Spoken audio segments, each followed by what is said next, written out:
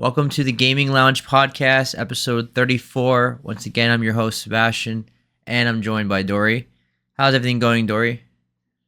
Hey, I'm doing great. I'm trying to get the festive cheer going. I've bought all my presents for the people that I needed to save for like one or two, and mostly just looking forward to the holidays, having a little bit of time off here and there. Been playing Indiana Jones, which we'll talk about, and of course we had the Game Awards, which did a lot to respond to the criticism of last year's, which I thought was nice.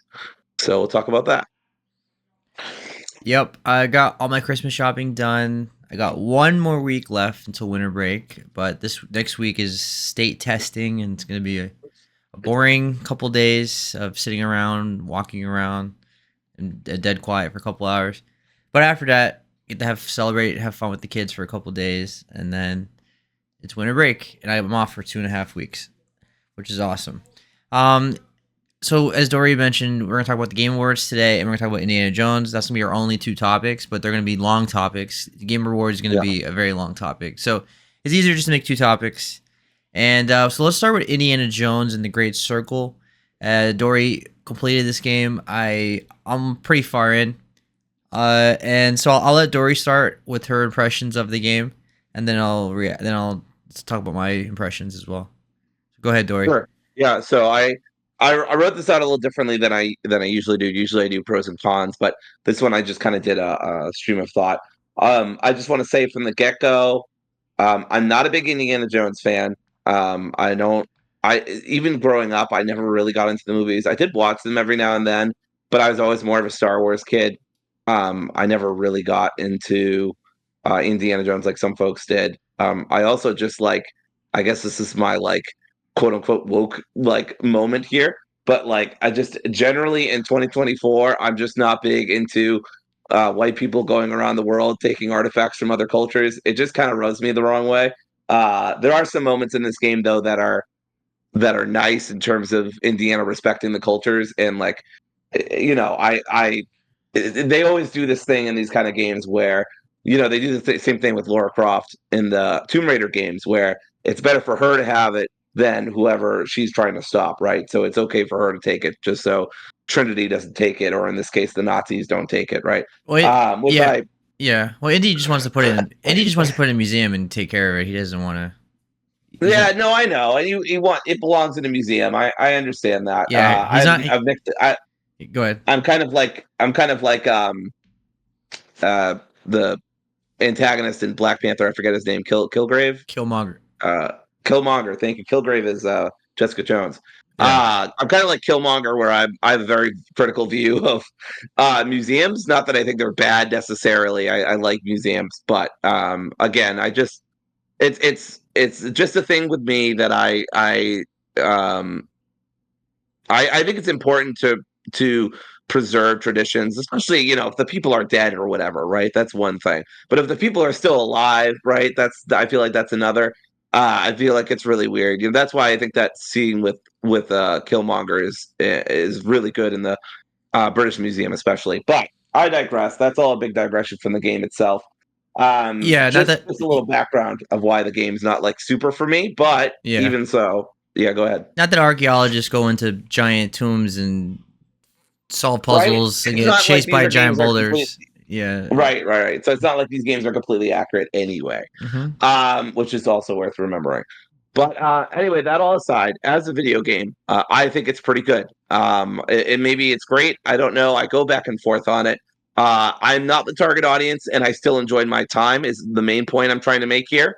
I thought that Machine Games did an amazing job with the vibes. I mean, this is an Indiana Jones game. Like it just is. Like the music sounds like John Williams. The plot is straight out of an Indiana Jones movie. Maybe slightly less racist than the ones in the 80s with some of their depictions. But pretty much everything else is like really good. The voice acting, I mean, if I didn't know, like literally, we saw Harrison Ford praise Troy Baker, so I'm not alone in this. If I didn't know that that was Troy Baker, I would be asking some real questions about how the fuck you got Harrison Ford in a video game when he doesn't even want to come back for Star Wars or whatever. I don't know. Troy Baker just knocked it out of the park with this. I know some people don't like his personality or whatever, but you can't deny the guy's talent. He sounds just like Indiana. I had almost immediately I was like, holy shit, like this is incredible voice acting. It sounds just like Harrison. Um, so anyway, I just want to give a lot of praise to Troy Baker for that, because obviously that's a very important part of it. The sound alike for John Williams is incredible too. I love the music all the time. I mean, it's Star Wars, but a little less spacey, more grounded, more, I don't know, ancient sounding. I don't know. And you can use different cultures too from all over the world too, because you go all over the world in this game, which I think is great too. Yeah. Um, There's a lot of so I wanted to give praise to all that, but go ahead, Seb. there's a lot of overlap between being a Star Wars fan and being an Indiana Jones fan. Obviously, both created by George Lucas, Lucasfilm, Yep. LucasArt. A lot of John Williams, Harrison Ford. Every time you go to Disney World, to be Indiana Jones and Star Wars together. It's just one of those like you grew up with both of them. So yeah, generally, if you're a Star Wars fan, you're probably an Indiana Jones fan, and it has the same. And they're both based on the serial shows that George Lucas grew up with in the 50s. Like Yep. episodic Yeah, stuff. Johnny Quest. Johnny Quest, yeah. So yeah, this game captures it really, really well. It has the music. The music fits the tone. It's very orchestral. Yep. And I love like when I'm a sucker for like when you change maps and it shows the map like the movie. Just Yes. I love that. So good. Such a nice little touch. yes, because I'm a huge fan of the first three Indiana Jones movies. Not so much the last two. I have not been a fan. I didn't like those movies, but the first three are amazing action adventure films. Like when I think of that genre like in movies, that's the first thing I think of. It's the first thing I think of. It's one of the first things I think of when I think of in video games too, with Uncharted and Tomb Raider. But so this game fits in really well with that. Um, yeah, I think it does a really good job capturing it, and I like that it's first person. I think it makes it stand out. It's what Machine Games knows with the Yep. Wolfenstein series. It makes it obviously I prefer third person. I just prefer Uncharted, and Yeah. I think it's a little odd when you're like climbing on stuff and you switch to third person, then it switches back to first, which is kind of a weird choice, I guess. But it makes sense because the climbing would be a nightmare in first person, I'm sure. Yes. But it makes it stand out, and I really like it. Yeah. I So completely agree. yeah, The first person, it makes total sense from Machine Games. It's something that they have a lot of experience from through the Wolfenstein games. Um, but yeah, you're right. It is kind of weird that suddenly you can see Indy and suddenly you can't, or see his face anyway. Um, so it's a little off-putting, but yeah, not a big deal, but definitely a kind of a weird but understandable choice, I guess is how I would sum it up. before Um, you talk about the gameplay, oh, let's talk about the yeah, just the overall visuals and stuff too. The game looks phenomenal. It's not perfect. The environments are not perfect, and there's a lot of settings you have to tinker with to get to run really well. It's just a lot of going on.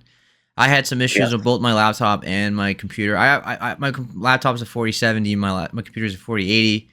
I still I had to had issues tinker. as well, I still had to and I tinker. also have a 40 series now, so this is a chunky game. But even then, I think the environmental, if you really detail oriented, they look a little off. Some of the grass and the forest and stuff like that, the distance, it just looks a little off.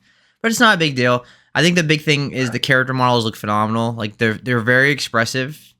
They like sometimes they're like a little over expressive. The eyes get like Yeah, really they big. look. Yeah, that's what I was gonna say too. Yeah. Like sometimes the eyes are really goofy, or like my favorite part about the lucky hat gimmick when you get knocked down, you can get back up.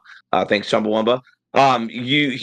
Indy does this like sly grin, and it's like I don't know why it just tickles me every time he does it. And yeah, sometimes the facial models are a little off or a little. I don't know if it's uncanny valley. That's what I wrote, but I don't know if it is uncanny. But it looks weird. But it's not bad. It's not like super distracting. But every now and then I was like, Yeah. Indy, are you like? are we like, I know it's the 40s, like our 30s. Where are we doing like some drugs? Like, what's going on here? Like, your eyes are massive, dude. Yeah, What is happening? yeah. But overall, I would say this is a very good looking game. I think the visuals are Yes, really, I really agree. good. Top 5 I of the did have year. some Go I ahead. did have some. I completely agree. I did have some draw distance issues. Hmm. It's worth pointing out that I was on medium settings. I did use high settings for the first couple hours, but then my computer started chugging, and again, I have a 40 series at this point, so it's not I top of the line, but it's Yeah, it's a pretty decent spec at this point. But I didn't really. I tinkered a little bit with it. I think mostly my issue was VRAM, and just how much like it was taking up. But um, but yeah, yeah. I mean, like I said before, it's a chunky game. It takes a lot of your computer's power to render it. Um, I wish this was available on more consoles, but it is what it is. It will be. I again, the main thing I had was draw distance. Sometimes whole bushes or not trees, but like whole bits of grass and stuff like that would just completely disappear. I had this moment where I was in Italy towards the beginning of the game, and I was looking in the background because I wanted to see how I'm a fucking nerd, so I know this isn't how most people play video games. But I was curious, like, how does the game render NPCs way in the back? Very poorly. Like, they're walking very slowly or Yeah, very jittery. their frame It rate is way their different. frame rates, Yeah, it's like two 15 frame, FPS two or some frame. shit. Yeah, Yeah, it's like 2 frames. And these are not, I just want to be clear, these are not big deals. These are just things I noticed. I think things that could be improved. I think this game is kind of like Wukong. I feel like both those games could have been optimized a little more for PCs. The standards to be able to run this is bonkers. I mean, I have like a 40 series, and even medium settings for me was pushing it at yeah, times. Mostly it was fine, but yeah. yeah, this is a big game. I'm playing on ultra settings, but but my I can't have ray tracing on at all. It doesn't work, so I have to turn off ray tracing. Yeah, I didn't even look at that word. Yeah, Um, but I've been getting I want to say about 80 something frames overall, and then when it jumps to cutscenes, it jumps to 60, it lowers to yeah, 60. It's a little the biggest problem I'm having with this game is the performance of like this, just the overall like the overall like autosave and the loading and not being able to like change my tab really quick. Like for example, if I need to check something on Google, normally I can hit the Windows key and I can just go to another tab or something. But in this game, yeah, it doesn't work, and I have to like control. yeah. I have to I control it had to that like. same problem. Yes, and I always have this I had the issue with same. Bethesda games. This always happens Yeah. with Bethesda games. It's really Yeah, annoying. I had no idea. And then Yeah, when I it's super annoying. I couldn't. yeah, The only way I could ever go out of the game was if I hit like literally hit Control Alt Delete and like exited out of the whole thing, or not like exited out of the program, but like I couldn't even minimize it. Like, you can't raise your mouse all the way up to at least for me, I couldn't raise my mouse all the way to the top of the window, yeah, and then wasn't able to minimize it. And so I always had to be on my phone if I wanted to look up a solution to a puzzle, which I yeah. didn't have to do too often. But if I wanted to look something up, I just, like you said, it's not very convenient. Yeah, and only that, like when I go back into the game, it freezes. Like it doesn't work. I have to shut the whole game down Mm. just to get back on. Oh wow, okay, It's very annoying. It happened to me like 15 times. yeah. Because Um, so I had to use my laptop next to me instead of relying on my second monitor, which is the whole purpose of the second monitor. It's just very annoying. But right. also the autosave Yeah. in this game is lousy. You can't manually save, which is very You annoying. can't. I know. I, In I should I should have 2024. mentioned that too in my notes. That it's really frustrating. You can't manually save, and it's really bad. Especially not really bad, but it's pretty bad especially in enemy areas where you'll make some good progress, and the fight will be over. The dust will settle, and there's no enemies nearby, and it won't. You can't save at all. Like, it won't auto save, and you can't manually save. And then, like, from nowhere, somebody comes from off Yeah. screen and just shoots you or whatever, and then you lose all that progress. Yeah, not only that, but like how buggy video games can be. Like imagine like something got stuck, an NPC got stuck on the wall or something, and you just couldn't Right, continue. right. You couldn't continue on. You'd be stuck there forever. You wouldn't be able to. Yeah. It's really Yeah. frustrating, especially since Bethesda's the people that make Elder Scrolls and Fallout where you can save 1,000 times. Like it Exactly. makes Yeah, sense. it's a very weird. I guess the maybe the logic is those are RPGs and this is Yeah. not, but I don't really And care. also another performance problem I had was that every time it saved during a cutscene, it would freeze, and it will continue on. I could hear the voices talking in the animation, and then it would just be, but it would be frozen, and then it would come back on. It was just, Oh, I was having that issue like the first couple times I was playing this, and then I've had an issue since. So I don't know if they patched right. it or if I fixed it in my settings, but it was a very frustrating. I was like, "What the hell's going on here?" So it's Yeah, that's I my never first had thing. that experience, but Yeah, that yeah, sucks. yeah. But that's about it in terms of Um, performance. Those are the main things I had issues with performance wise. mm. Um, I'll talk a little bit about the gameplay itself. A lot of people were talking about how this game feels like Hitman, and I can definitely see that because at least in Italy, it doesn't really do that else. It doesn't really do it elsewhere. But you're supposed to kind of fit in around the Vatican, so you dress up as a like a father, a religious father. Yeah, you Um, did it a couple times in Egypt too. in Egypt too. Yeah, kind of. You dress for the weather, but I didn't really feel like I was in the disguise Sure, necessarily. but Yeah, but anyway, point is you dress up. You wear a different yeah. costume. The point is you dress up, and a lot of the gameplay is stealth based. So you have a lot of different implements to knock enemies out with, which is usually very satisfying. Not always. I wish the guitar smash was a little more satisfying, for example. Um, but for the most part, knocking out enemies is very satisfying. The stealth usually feels good.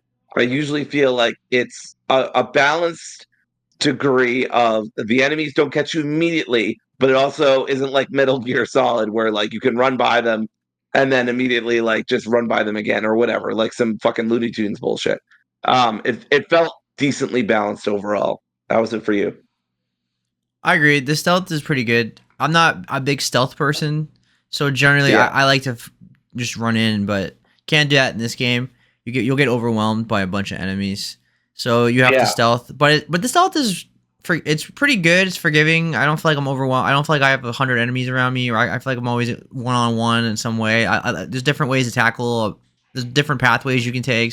I don't feel like I'm stuck to do a linear stealth mission. I feel like I'm able to climb this way or climb that way or take out yeah. an enemy. Or you can just fight everybody if you want to, but it's just no point in doing It's that. it's yeah, I mean, for understandably like storyline reasons, it's just stupid to go loud because you're fighting against the Nazi army and not the whole army, obviously, but you're fighting against parts of the Nazi army and the fascist army. Yeah, Continuing Machine Games' long and proud tradition of having you fight Nazis, which I will always support. sure. And the fascists. And I would say, But yeah. yeah, I would say the gameplay in terms of the combat, I feel pretty good. The parrying is pretty good. I'm happy with the punching. I love the sound effects the punches have. Like they sound like, yeah, that just sounds very satisfying. yeah.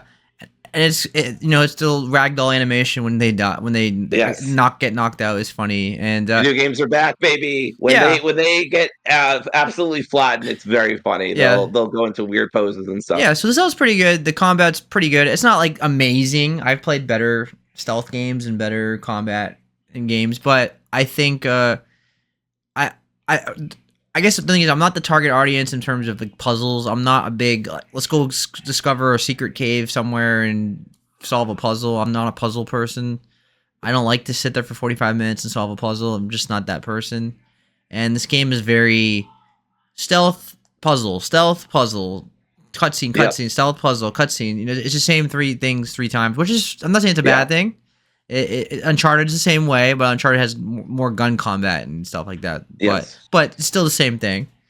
I've never been a big fan of that in Uncharted or Tomb Raider.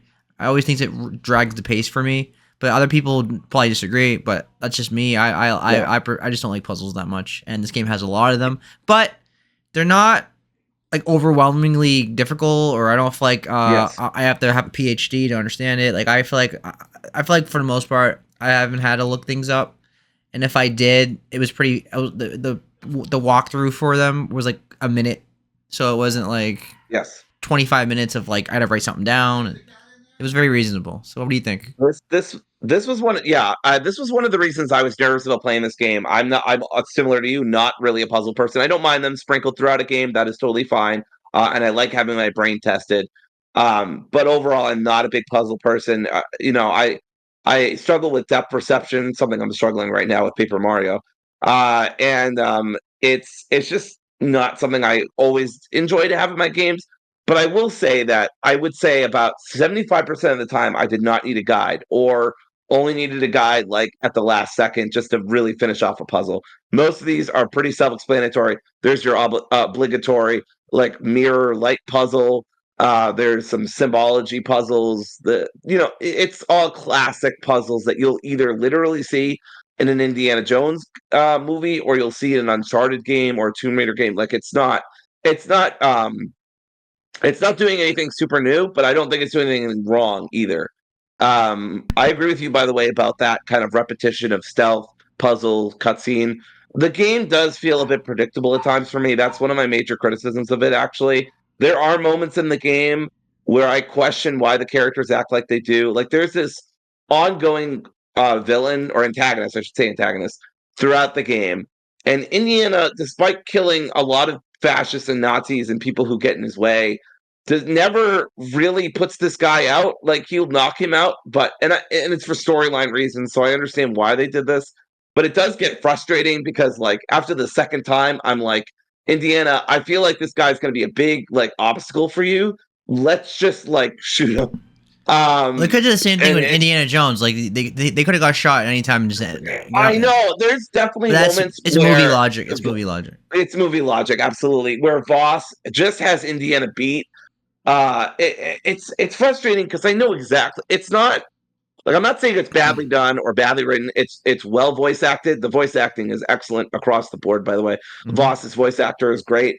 A lot of the different languages are well done across the world, so I have no problem with that. But it does feel, oh, Indiana's got the treasure, but he got the treasure just to lose it to the Nazis, and now he's got to suddenly make it back. And then I don't know. There's even a couple of tropes towards the end that I'm not a big fan of Yeah, either. if But yeah, from my yeah, experience, I know that most likely they're gonna reach the big thing, and something bad's gonna happen to the bad guys as a result. Like it's it's every Indiana it is Jones, every Uncharted right. It's every game. and it's fine. It's not a huge deal, but I do eye roll sometimes. They did that trope with them playing keep away from each other with the stones and stuff like that. And I'm like, oh, why are we just shoot him?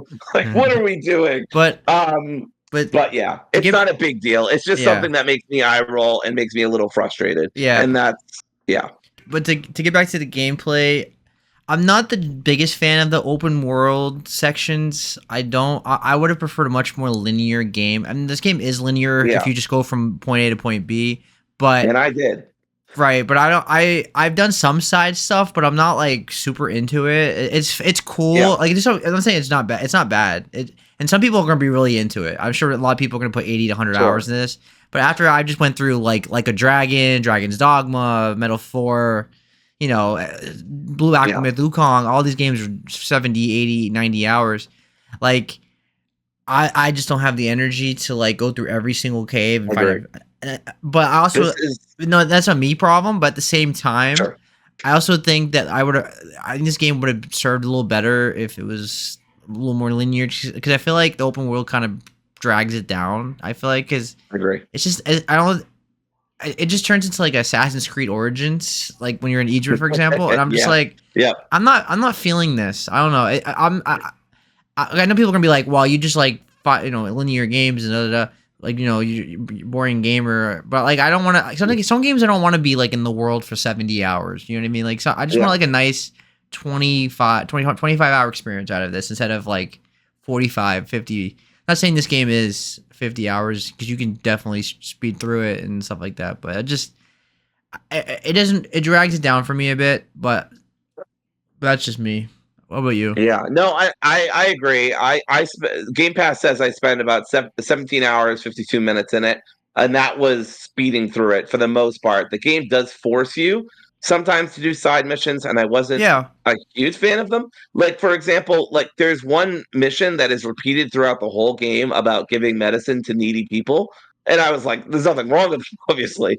But like, I was like, this is really unoriginal. They're just copy pasting this mission throughout the entire game. Find medicine Yeah, bottles, give them to a certain person. yeah, They repeat, repeat, it's repeat. sure. So it can be a little frustrating. There's also the dig site missions that also feel a little, and at least they're different environments, and sometimes they're Nazis, sometimes they're fascists. Yeah, But yeah, I'm with you. Overall, I sped through this game. I liked it. Don't get me wrong, but I was not here yeah. to I explore ancient, not ancient Egypt, but Egypt or anything. Yeah, I'm at 20. I haven't beat it yet, but I'm at 25 hours, and I've done, like I said, I haven't done a lot of psych. I did a good amount. I feel like I got my fill for it basically. Now I kind of just want to beat Yeah, it. And I think that was a mistake on this part because Wolfenstein has some open-ish sections, but it's not sure. like this. But again, other people are gonna be really into it. For me, it's Yeah, December. I'm burned out from these long games all year. It just doesn't fit what I'm looking for. So I agree. when I go from point A to point B for the most part, I'm really happy with the game. Like I'm really happy Right. just enjoying the story, enjoying the character interactions. They're really fun. The puzzles are really cool locations, very different from each other. It's just the open world just feels a little tacked on for me, but that's just me. I I know agree. people are gonna love it, so that's just our Yeah. opinion. Yeah, There's definitely going to be people who love that, and more power to you. I think it's great that the option is there. I think it's great that for the most part, Indiana Jones and the Great Circle doesn't force you to do these things. It's like, hey, you can do this. This is there. But if you don't want to, go straight for the mission and for the main mission. And for the most part, I did that. Although usually there's a reason why you can't. You need more money or you need particular items or whatever. And that feels a little. It feels a little padding to me, but it's not a huge it deal. worked. It A worked. lot of my problems with this game aren't a huge deal. Yeah, it worried me in the beginning when you're in the Vatican City and you have to like take pictures of like 4 locations. I'm like, is this what this game's gonna be, like open area sections? Yeah, Do I have to yeah, I wasn't do things super like that? excited about that mission either. But the game wasn't like that at all. That was like the only And mission where you did that, really. here's another tiny gripe I have. Indy is so fucking particular about his angle. Where the hell did he get his Oh journalism yes, license? I'm really He's so particular. yeah. Those sections are really annoying because I'm doing what you're asking me to do, but like the angle has to be perfect. Like it's a Yeah, it nitpick, does. It's really but it's annoying. definitely annoying. Yeah. I'll say a couple more things about the game. I did find it frustrating that sometimes I couldn't figure out if the game wanted me to go loud or not. Most of the time it doesn't, and I get that. Again, I think there's a logic to why you can't go loud. You're one guy. You're not even you're not a superhero or whatever. You're just a professor. And you're really into archaeology and running from big boulders. Yeah, And you're going up against the Nazis and fascists in the yeah. 1930s. So Yeah. When you're open section, it's better to go stealth. But like typically, when you're like a more linear location, like in a building where there's like rooms or hallways, you can just yeah, you can fight one on one because you're usually gonna be one on yeah. one. But for me, it was like a trial by error kind of thing. Especially later in the game, there's a time when you're on this huge aircraft or submarine. I forget it. I think it's called the ziggurat. But you are on it, and there are parts where I was like I wanted to go loud because, like you said, I was in narrow spaces, but I would constantly find myself outgunned and outmanned anyway. Yeah. It's again, it's not a huge criticism, but it's another little thing that bothered me.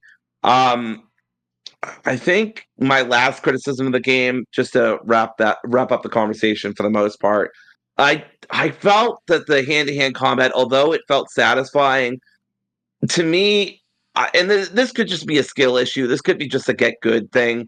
I had a really hard time balancing the blocking, dodging, light and heavy attacks, and parrying with like a stamina bar, which isn't really one of my favorite game mechanics in general. Like whether it's Skyward Sword or Breath of the Wild or this game, I just don't usually like stamina stuff. I understand it. Indy's just a usual typical guy, but um, it made certain fights very frustrating. There are larger enemies that are like supposed to be like big and buff and whatever, and they just knock you out full health in like 2 shots. And I very jokingly I was thinking to myself like, God damn, this is the Dark Souls of Indiana Jones. Like they just fucking wallop you, and you don't have time to like eat food or get fruit to get more stamina or whatever. If you're in the middle of a fight, there's really just not a lot of time. So that made those fights. I mean, I think I lost like 5 or 7 times to this like larger enemy who was guarding boss's office. Yeah. And so I tried to go loud. That fucking failed too. I died because I got Yeah. outnumbered. So I was just in this frustrating situation where I either try to like fight him or I try to pick up nearby resources. But sometimes the game doesn't really give you enough in the environment to hit enemies with. Hmm. And so that was the part of the game that really frustrated me. Um, Yeah. and the final boss I also found really frustrating because, well, I don't want to get into spoilers, but let's just say you don't have a lot at your disposal. I feel like you've had a. So it makes it I feel like you've frustrating. had this problem a lot this year with frustrating final bosses. Yeah, I guess so.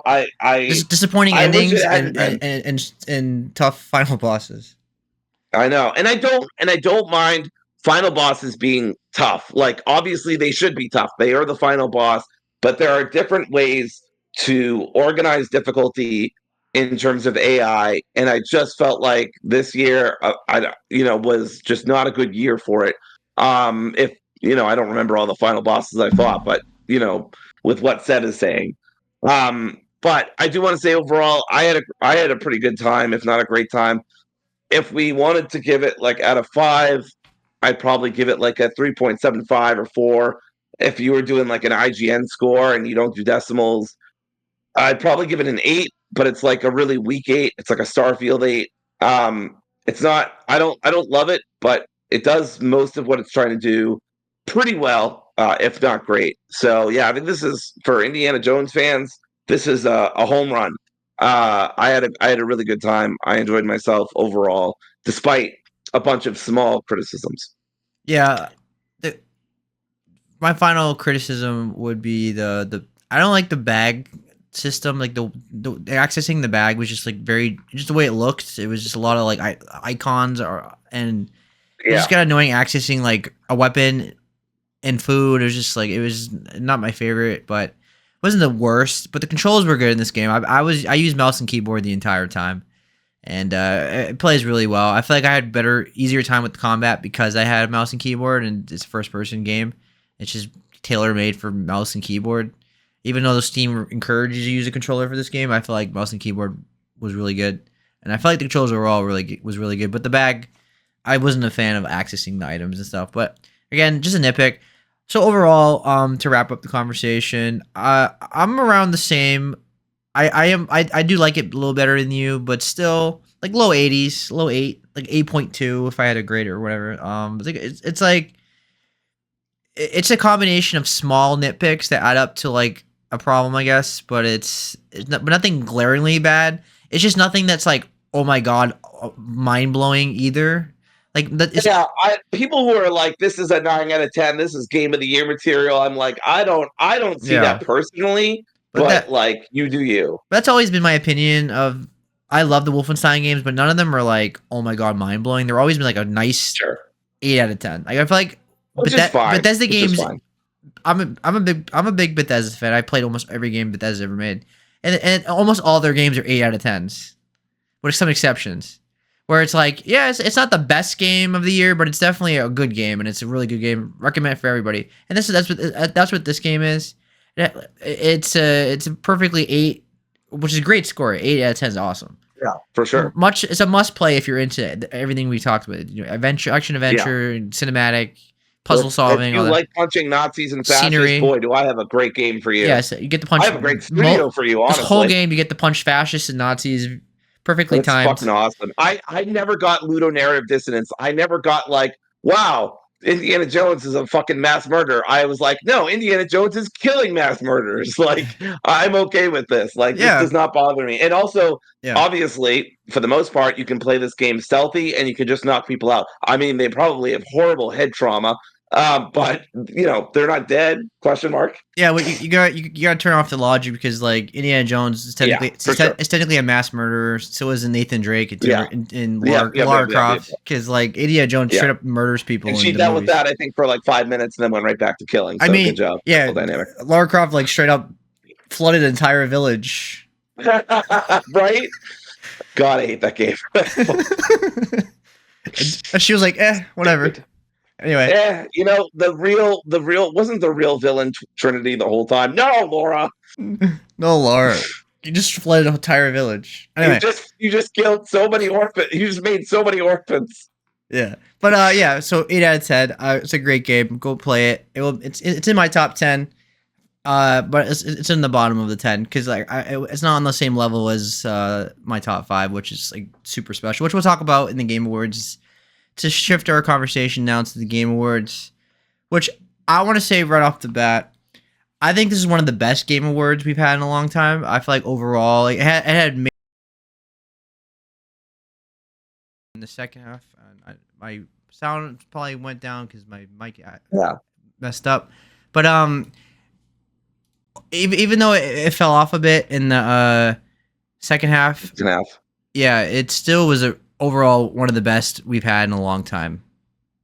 And I agree. yeah, so let's start with the winners in the categories because I had some issues with this. Now I don't take these very seriously anyway. It's just Yeah, if it's nominated, I'm happy. Even then, it's not the end. The only thing that matters is my own opinion. At the end of the day, I'll just go really quick through. We won't spend too much time on this, but I'll go through the basic ones from bottom to top. We'll do game of the year last, like normal. of course. So let's go away to the bottom. Player's choice was Black Myth Wukong. Although the games that got nominated in that were stupid. Atrocious. Yeah. Atrocious this single-handedly proved to me why gamers should not be cooking, like in terms of like getting the vote. I looked at this list and I was like, I feel like 5 out of 7 or whatever the fuck, however many there were, shouldn't have been there. Like Black Myth, and what was the only other one that made sense? The DLC was there, right? Shadow of the Earth Tree. Shadow of the Erdtree, Zenless Zone Zero, Genshin Impact, Wuthering Waves. 3 of those are gotcha games. What the fuck?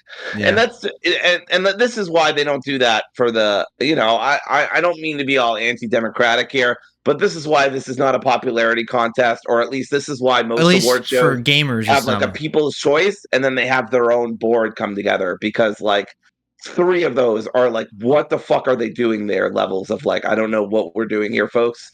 Yeah, even then, Yeah, I would still say it's a popularity contest, but not among gamers. It's among the media and like like Jeff's friends, because sure, like they always have a particular like this is the game we're all gonna vote for it. We're all gonna pick multiple times, sure, and that this year it was Astrobot, which I love. Don't get me wrong, but they always do that. Like we think me and you think it's one way, and like they focus on like we're gonna give like 5 awards to one game, 5 awards to this game, and then everybody else is gonna get shunned, and it's a little sure. frustrating at times, but we'll talk about it. Best VR game: Batman: Arkham Shadow. I think a lot of people would have preferred Asgaro's Wrath too, which is like the most highly rated VR game of the year. But they chose Batman, no surprise. Which you can argue is because of popularity, but Oculus owns both, so it's not really a big deal. It's Batman anyway. I'm not mad. The best sports game was EA Sports FC 25, which is soccer, which is now what FIFA became. Best sim game was Frostpunk 2. I never played Frostpunk, so I couldn't tell you. But like I said, I would have voted for Unicorn Overlord. Best family game, Astrobot. I think both of us said it was going to be Astrobot, and no surprise, it's Astrobot. Best community support, I think you and I both said Baldur's Gate. Baldur's Gate, and it did win.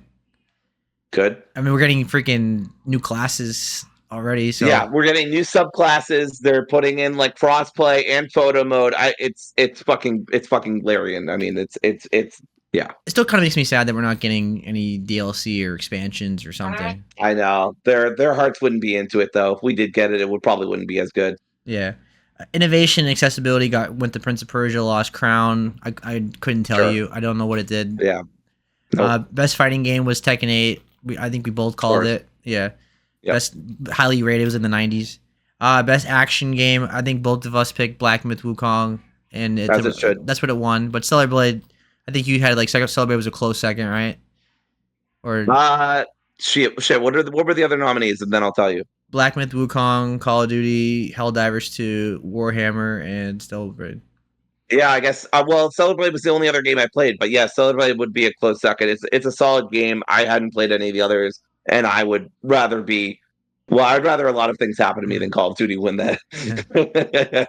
It was a good Call of Duty this year, but yeah, I Yeah, said I heard good things. Just not my kind of game. like I said last time, that was a really good category. I liked every choice in that category, and I'm happy Black Myth won. Best action adventure. I was kind of confused by Astrobot winning this. I'm not mad about it. I love Astrobot, but like I said, Zelda fit the definition of this category the most for me.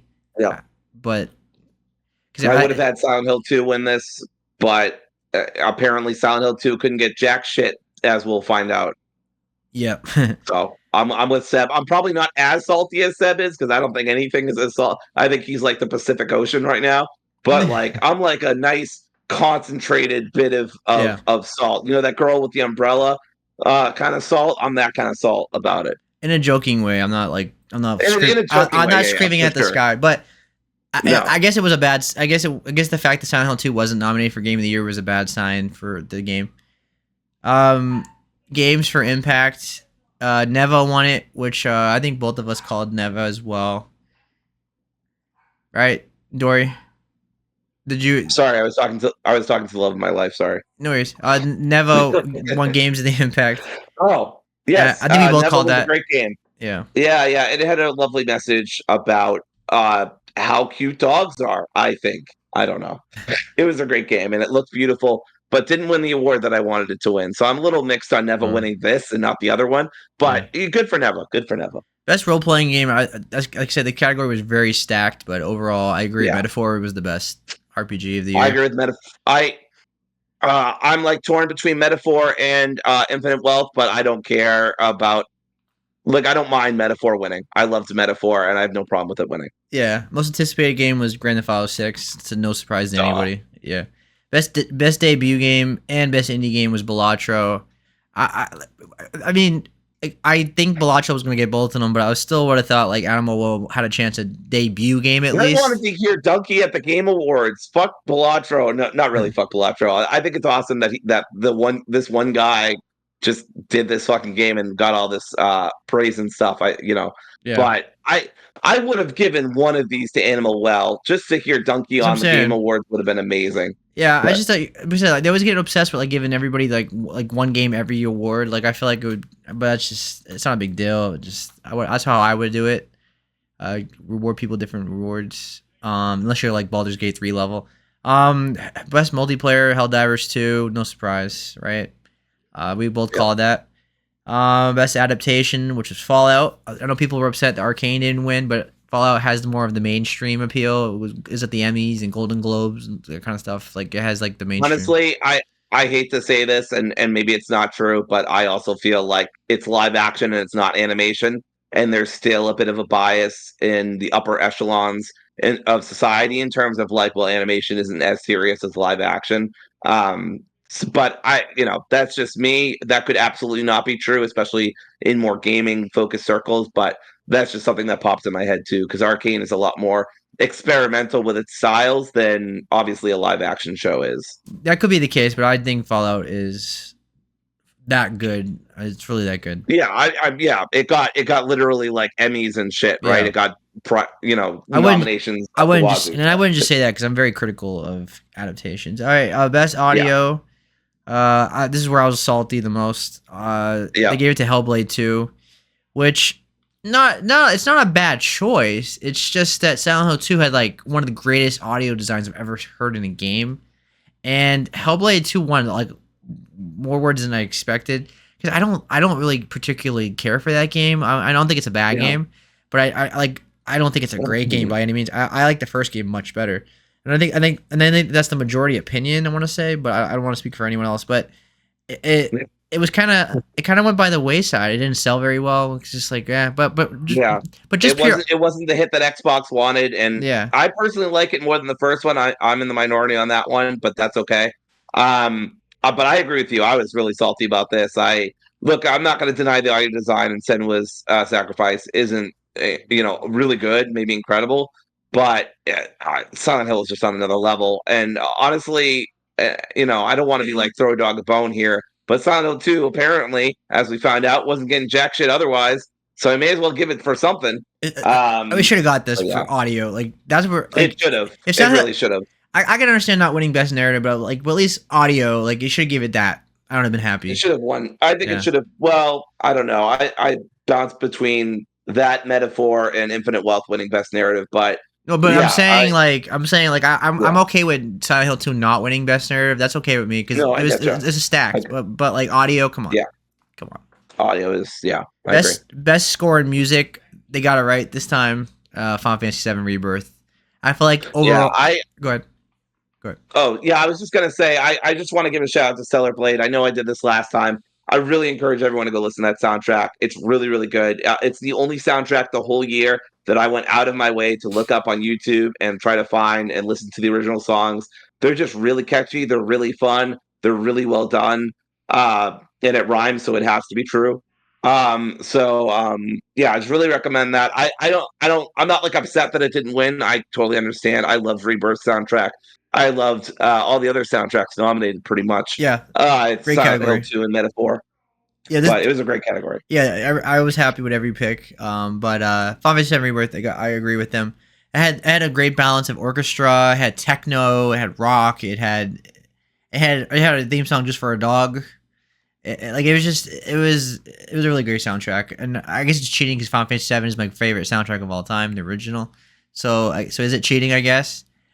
But Silent Hill 2 also is one of my top 5 favorite soundtracks as well. But all these games have amazing soundtracks. All right, best performance. I strongly disagree with this one. I'm not pissed about it because she did a good job, but I felt like Luke Roberts killed it as James. I feel like I feel like he had the best performance of the year. Like he really sold James's torment and agony. He And was excellent. yeah, but I think, like I said, all these choices were fine. I wasn't mad at anything. But yeah, when she won for Hellblade, I was like, oh, this Silent Hill's gonna be that game, isn't it? It's gonna be the game that gets just shunned like Octopath last year. I was not happy about this either. I'm not going to say Melina Jurgens didn't do a great job. She did, She did. but I would have picked almost anyone else over here, except maybe Star Wars Outlaws, and only because I didn't play it. No shame to the voice actress there. But yeah, I mean, I was really with Brianna White winning. I was really with the voice actress for James Sutherland winning. Luke Roberts. Um, Luke Roberts, thank you. I would have been fine with Brianna White or Luke Roberts. They both did phenomenal Or jobs. Hannah Tell, right? Oh yeah, Hannah Tell for Max from Life is Strange. Yeah. She did. It took me a little bit to warm up to her because I hadn't heard Max in so long, and obviously Hannah is older than when she first did Max's voice, and Max is older too. It's just different. It works. But I thought she did a really great job. Yeah, I agree. And then best narrative was Metaphor, which I'm fine with. I think Metaphor has a fantastic story. It has, I guess, it has you can nitpick some of the story elements, I guess, but I think it has a really strong political themes and really great, strong story. And all the side, as I talked about, the side characters are all phenomenal, amazing characters. Like the writing's really, really strong. It's very engaging. Like I was really into like where was the story going because like I was really into the whole like ranking system of like I'm like, oh my god, I'm in the top 100 now. Oh, I'm in the top 10 now. You know Yeah. what I mean? I was really into it, and then but I won't spoil what happened. But it's really really really good. So I'm happy with this narrative over winning best Yeah, narrative. I was so torn in this one. There were so many good choices. I love Infinite Wealth. Yakuza always Infinite Wealth. Yeah, Infinite Wealth. Yakuza always has such great story moments, such great twists, such amazing characters, such good writing, and I love its world so much. And just the goofy earnestness of Ichiban is just incredible. He's one of my honestly probably one of my favorite video game characters of all time. I love his crew too. So it's hard for me not to say Infinite Wealth, especially because it's my goatee. Spoilers, but at the same time, I loved Metaphor and loved what it did. I thought the twists in Metaphor were incredible. I had the best twist for There's a me. couple. Yeah. Yeah, there's a couple late game twists that I like. I literally had to pause the game, and I was like, "What the fuck?" Like, made me rethink a bunch of things that were just like very subtle, but Yeah. just done so well. I loved Metaphor to death, and I'm very happy it won this. Yeah, I mean, I voted personally for Silent Hill 2 because I think Silent Hill 2 is like one of the greatest stories ever made. But I guess I'm biased because I've been playing Silent Hill for 23 Right. years. But it I'm a complete newbie to the Silent Hill series, and even I would have like been very torn. This is one of the reasons I don't vote when it comes to. I never vote when it comes to the Game Awards. Number one, I just don't care enough. I'm not invested enough. yeah, But like we said earlier, their opinion is just as valid as ours. They just have more money, more connections, a bigger platform, whatever. yeah, Right. So Jeff Keighley's been in the video game industry since yeah, I was a teenager watching G4. Right. yeah, So but at the same time, like, yeah, I would have been happy for sure if Silent Hill 2 won. Some jaw dropping moments there, incredibly good analysis of trauma and abuse, and just very serious topics yeah, that the video games industry, especially with that Bungie news coming out, definitely needs to grapple with more. Yeah, it did some incredible things, and I was very happy with it and would have been happy if it had won. yeah. All right, best mobile game, Balatro. I think both of us said that. Although Yeah. I voted for the Pokemon card game, but I knew it wasn't gonna win. Best art direction. This is where Dory was the most salty. Uh, I voted for Metaphor, but I changed. But after I changed my vote, I would have picked Neva, and but Metaphor won. And Dory, I know you're upset that Neva didn't win this one. Yeah, I mean, I strongly disagree. I love the UI of Metaphor, and I think the game looks beautiful. I'm not going to deny that the art direction is very strong, but this was literally Neva's a category to lose for me. The Neva is like Pure art art. direction the game, Yeah. right? I mean, it's just jaw dropping. It's gorgeous. I took so many screenshots. I don't get how you say that. I mean, I love the UI, but outside of that, it's just an anime game, right? Like, I mean, it looks really good. I'm not saying it doesn't, but artistically, it's not very innovative, right? I mean, I don't know. I don't know. I This, didn't like this pick, but I'm yeah. not like I'll be okay. Yeah, like I said, this is where I feel like the Game Awards like just fall in love with like three games and they just give every award to the same games. Like you're not properly rewarding every game. I feel like fairly, but I don't know. Like that's just me though. I'm not saying they're biased. I'm just saying like they tend to like laser focus on like a couple games and give every reward to those same games. Best ongoing game, Helldivers 2. The thing is, like, it's kind of weird giving an award to a game that just came out in the same year. To how's it best ongoing when it's not even a year old yet? But I guess I'm fine with it. I'm not mad. You know, I don't really play any of the other games. Diablo 4, I have a very love hate relationship with. Diablo has a lot of amazing things in it, but also has a lot of Activision bullshit in it as well. Do you have anything to say about that, Dory, or should we move on? I mean, I get it. I don't know. I don't have a lot invested in this genre, this category. I just don't care about. It's just not my kind of game. I'm glad for Helldivers to win, mostly just so most of those other games could lose. Yeah. I'm like that. I'm like that really salty. I don't remember his name. Uh, the guy in the Last Jedi. But Yeah, I don't. Oh, Hux, right? General Hux or whatever the hell his name was. Hmm. Yeah, I don't know. I don't really care. I'm glad for Helldivers, but I agree. I don't. I guess what I'm trying to say, I don't disagree that it's weird that Helldivers gets the win when it's ongoing, but really just like not even for a year. Well, some Yeah. of these other games have And been it going had on forever. and it had issues, with the Sony thing, and it fell off a Right, bit. for sure. Now it's What back. were the other Yeah. nominees? Because I wonder what would have been my second choice there. Destiny 2, Diablo 4, Final Fantasy 14, and Fortnite. Just for the memes, I would have gone for Final Fantasy 14, but other than that, yeah, I have no I interest. guess you could make a case for Fortnite because like they changed the whole game, and like they have Legos and Now they got everything. fucking Rock Band too. Yeah. So I don't know. I don't play Fortnite. Best game direction, Astrobot won this, which uh, I'm happy with that.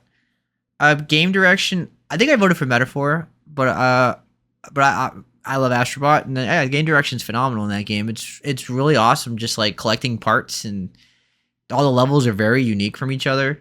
There's a lot of awesome mechanics in it. Like they're all unique. The bonus levels are well designed. They're really challenging. Not like in a way it's like 5 hours of your life frustrating. It's still like it's challenging.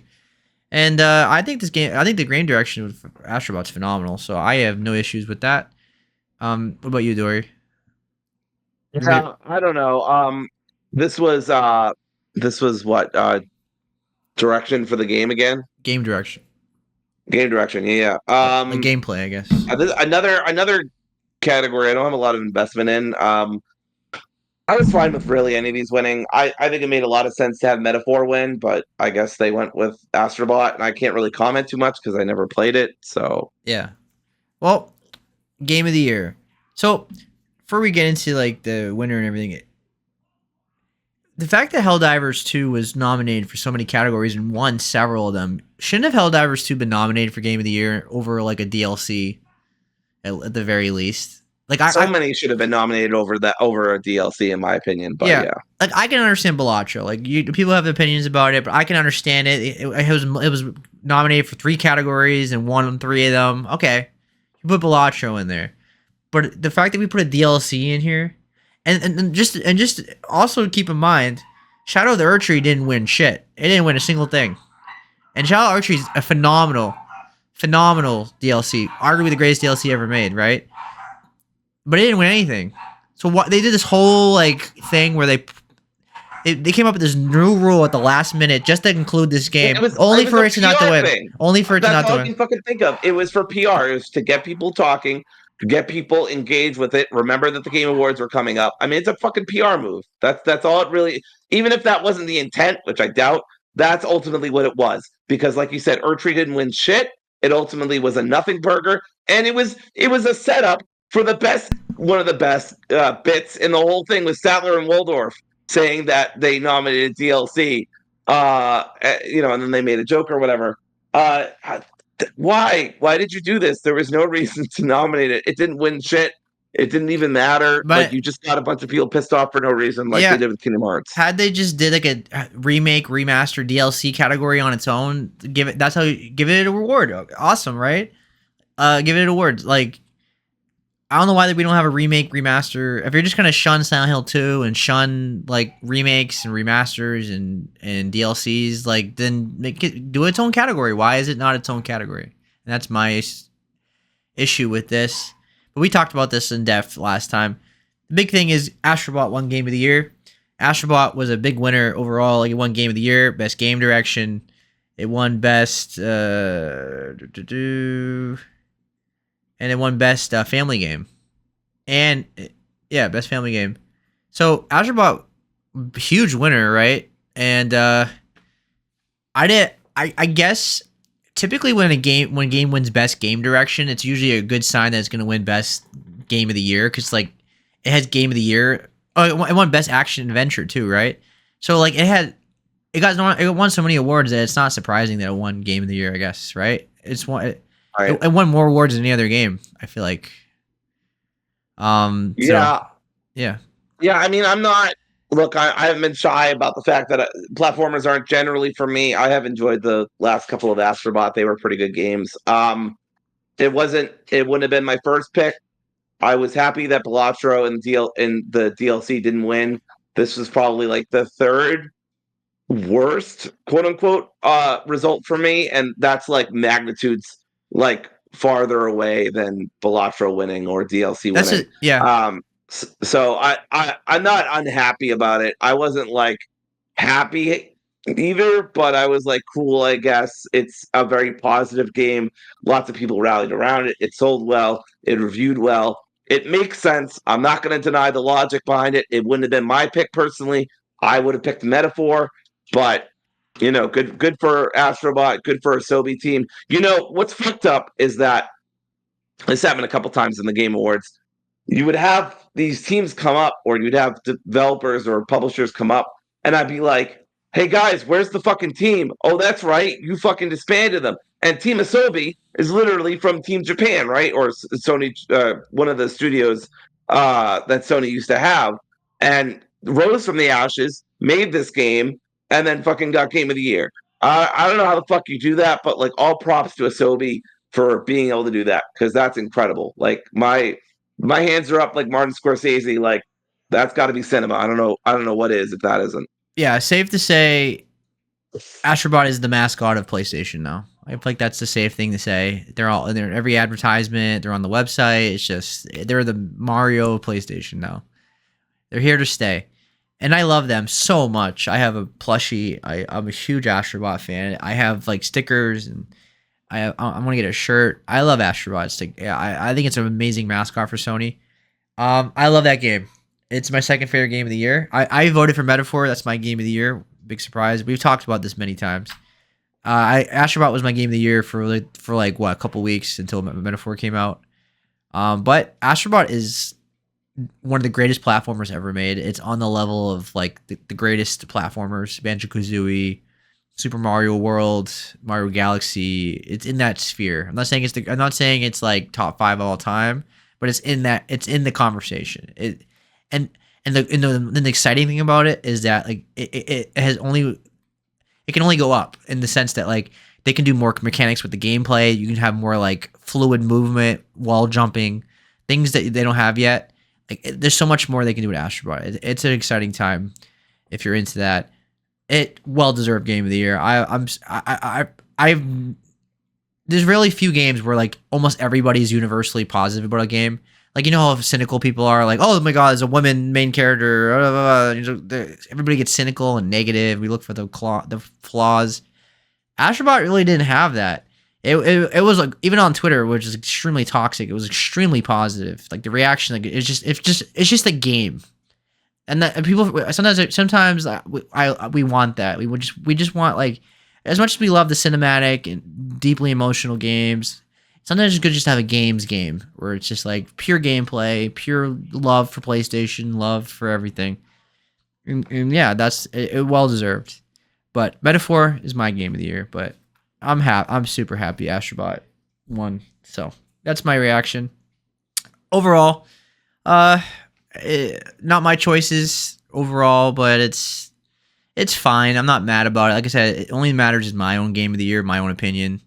So it's not like anyone that takes this award show super seriously is I would reflect in the mirror because this is an advertisement show for corporate people. So this is really it's important, especially for like small studios, right? Like it's really huge that Balatro is as much as like, you know, it's weird to have a card game be nominated for game of the year and stuff like that. Like it's one guy that made it. And that's amazing. Like you celebrate the indies, right? For And sure. Team Yeah. Asobi is small, like a small little team. It's like good for them, right? Yeah. So that's I my completely agree.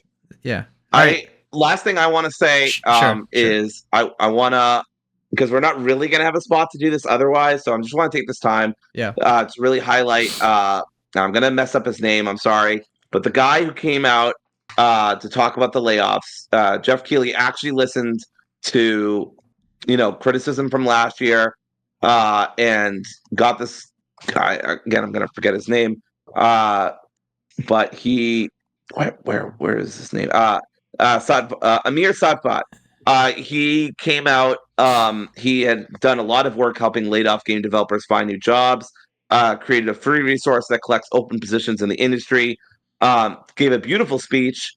Thanked a lot of people. Obviously, was very emotional. Had tears in his eyes.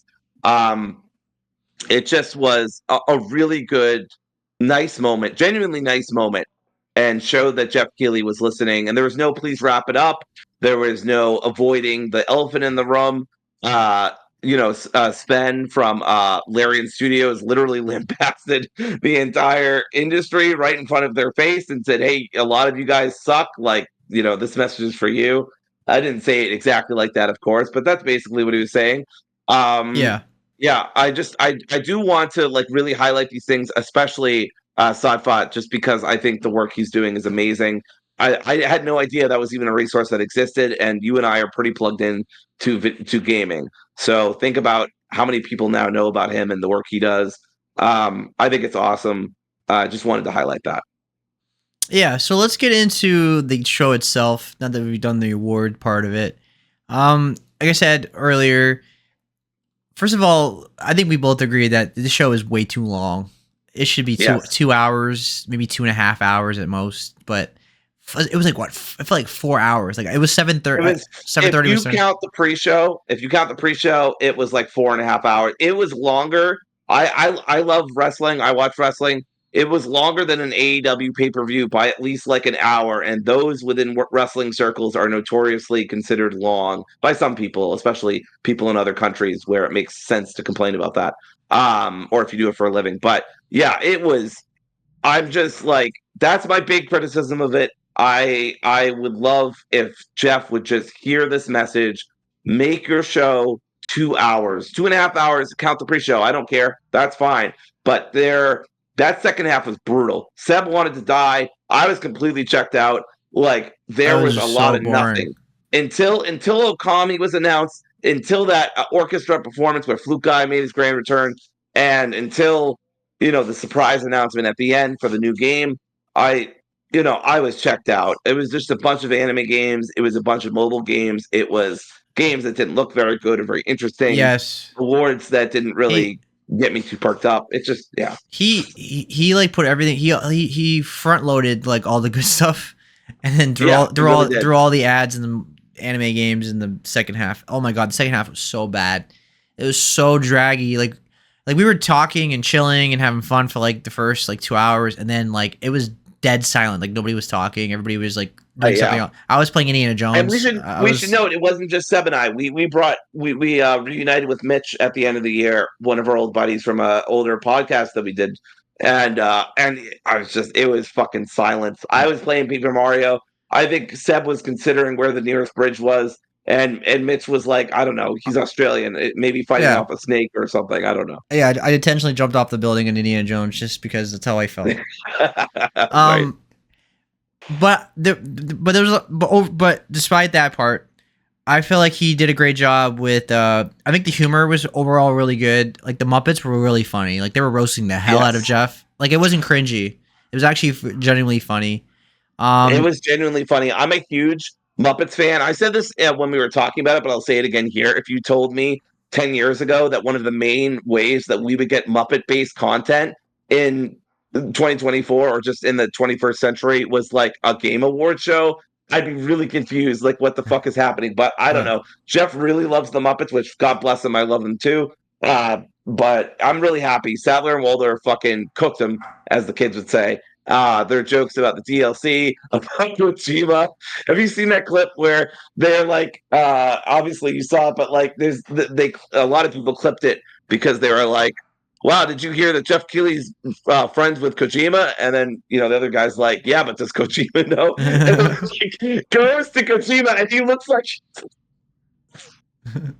you cut and off. he perfectly understands English, by the way, for people who wonder, and can speak English, but because racist fucking people kept making fun of him or whatever, I guess he doesn't do it as much anymore.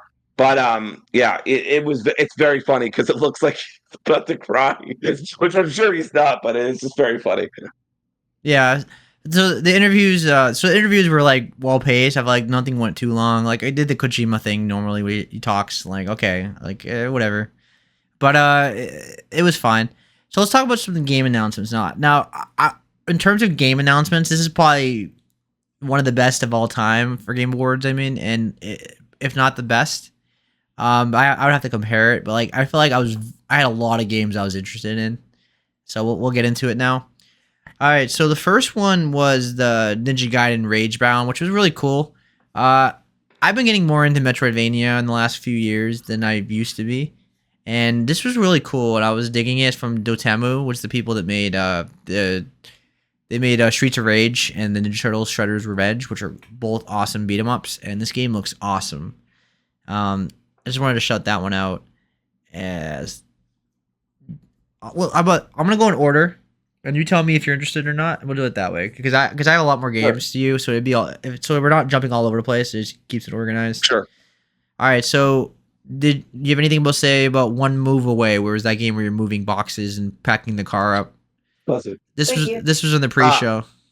No, I didn't. I don't have anything to say. Yeah, okay. So Slay the Spire 2. Not my kind of game. I don't like randomness. I don't like roguelike kind of games, card games. Dory, was that on your list?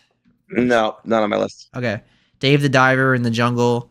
I still have to play Dave the Diver. I have it, but I haven't played it This yet. this part was crazy. So, okay, I don't have any interest in the game, but the lady who they did, I apologize for not knowing her name, but they're doing a collab with. She's like, we're all gonna fucking die. Basically, this is what she said. We're all gonna fucking die because of a climate crisis in Yeah, 20 years. And it's like such a like a wait, what the fuck did she just say? yeah. And And then like later on, Kojima was like, oh, in the next 20, 30 years, video games are gonna be amazing. I'm like, bro, did you not hear earlier in the pre-show? Like, we are not living 30 years. But and then they showed anyway, Dave the other than Diver that, where they're sailing on like the ocean and stuff. Like that's the whole world in 30 yeah, years. yeah, Dave the yeah. Diver. You're gonna be But yeah, dying. Dave the Diver. I'm surprised it wasn't announced for anything. Was that a 2023 game, or was it this year? Oh, Dave the Diver was last year. Last year. Okay, that's why. Did it win anything last year? I'm surprised if it didn't. I got nominated. If it didn't win. Okay, got nominated at least. But anyway, that's all I have to say. I have no interest in Dave the Diver, but I thought Yeah, this was very funny because it yeah. was like we're all gonna die in 20 years, and then we're like, and back to the awards. That It's like what the fuck? is true. So this is an expansion that comes out in late next year. Yes, nice. Thick as Thieves. People that made Thief and Deus Ex. I immediately got Thief vibes, and like I'm so proud of myself for saying like, is this Thief? Because I've seen enough gameplay. I think I might have played Thief when I was younger, when I was a wee lad. I don't Yeah, know why I said that. really good. But but thank you, Kev. But I think I played it, but even if I didn't, I got Thief vibes, and this is weird. They're reintroducing it as a multiplayer thing or PvPe kind of thing, kind of like the Robin Hood game that came out years ago that I played with some of the people from MinMax and different servers and stuff, Draft Punks. Um, so yeah, it's not for me, but I am glad that Thief is coming back in a way, but it's not probably the way that anyone No, wants. this is yeah. I mean, this is Warren Spector, who he's the one of the minds behind Deus Ex, which is legendary, and Thief. The old ones are legendary, not so much the new one. And I lost interest when I realized it was multiplayer. Also, I don't like the Fortnite animation style. I'm getting tired of it. I just feel like it's overused by a lot of companies just to capitalize on the Fortnite hype. Not for me. So skip. Shadow Labyrinth. It had a cool Metroidvania vibe. I was digging it. I don't know if I'll be into it, but it had a big giant Pac-Man in it. It's from Bandai Namco. Comes out next year. I have it. I think I wish listed it, but I don't know if I'm gonna play it. I just put it in there just to go back to it. There was that Steel Paws game. I don't think we have anything to say about that. It's a mobile game. Kyora. I don't think we have anything to say about that. Rematch. Okay, so Rematch It's weird. is very This is straight. weird. I'm kind of into it, but I don't know. It's the people slow. I don't. This is Slow Clap that made Sifu, which I really think is an awesome game. But it's kind of odd that they went from like an awesome martial arts game that's difficult to like a soccer game. Yeah, I feel like this is But I don't know. pressure from outside the studio, but I don't know. I don't fucking know. That's Well, they're complete speculation. they're indie studio, aren't they? Or no? Right. No, so I don't know who the like investors, like who Maybe they just wanted to like make I a guess soccer game. I know maybe they just wanted to, but I'm just asking the devs at slow clap, like please clap twice very slowly if you are being held hostage. But I don't understand what's going on here. If this is what they want to do, good for them. I thought Sifu was pretty good, but it didn't like blow me away like some other people. I did appreciate it though for sure. But yeah, this is not for me. yeah, but at least it's not like a FIFA wannabe. It's an arcadey soccer game, so it has like a Rocket League kind of vibe to it. I'm Right. interested. I gotta see some gameplay. I have it wishlisted, so I'm not saying I'm gonna play it. I'm gonna buy it, but I have an interest. So I appreciate that they're going in a different direction. They're just doing another like seafood kind of thing. So I'm not mad about it. So we'll see. Um, Solasta. Did you have anything to say about that? Turn-based tactical RPG.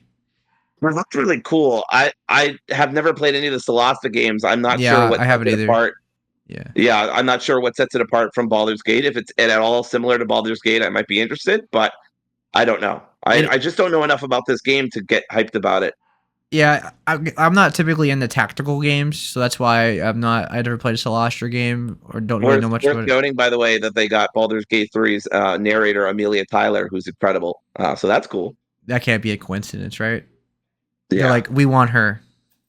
yeah. Well, she's amazing. Yeah, I can't. Yeah, yeah. yeah. Sometimes they did the people who were the voice actors for Baldur's Gate who started doing actual like D&D, like playing it, and she was there for some of the sessions here and there, and yeah, she adds so much gravitas to it.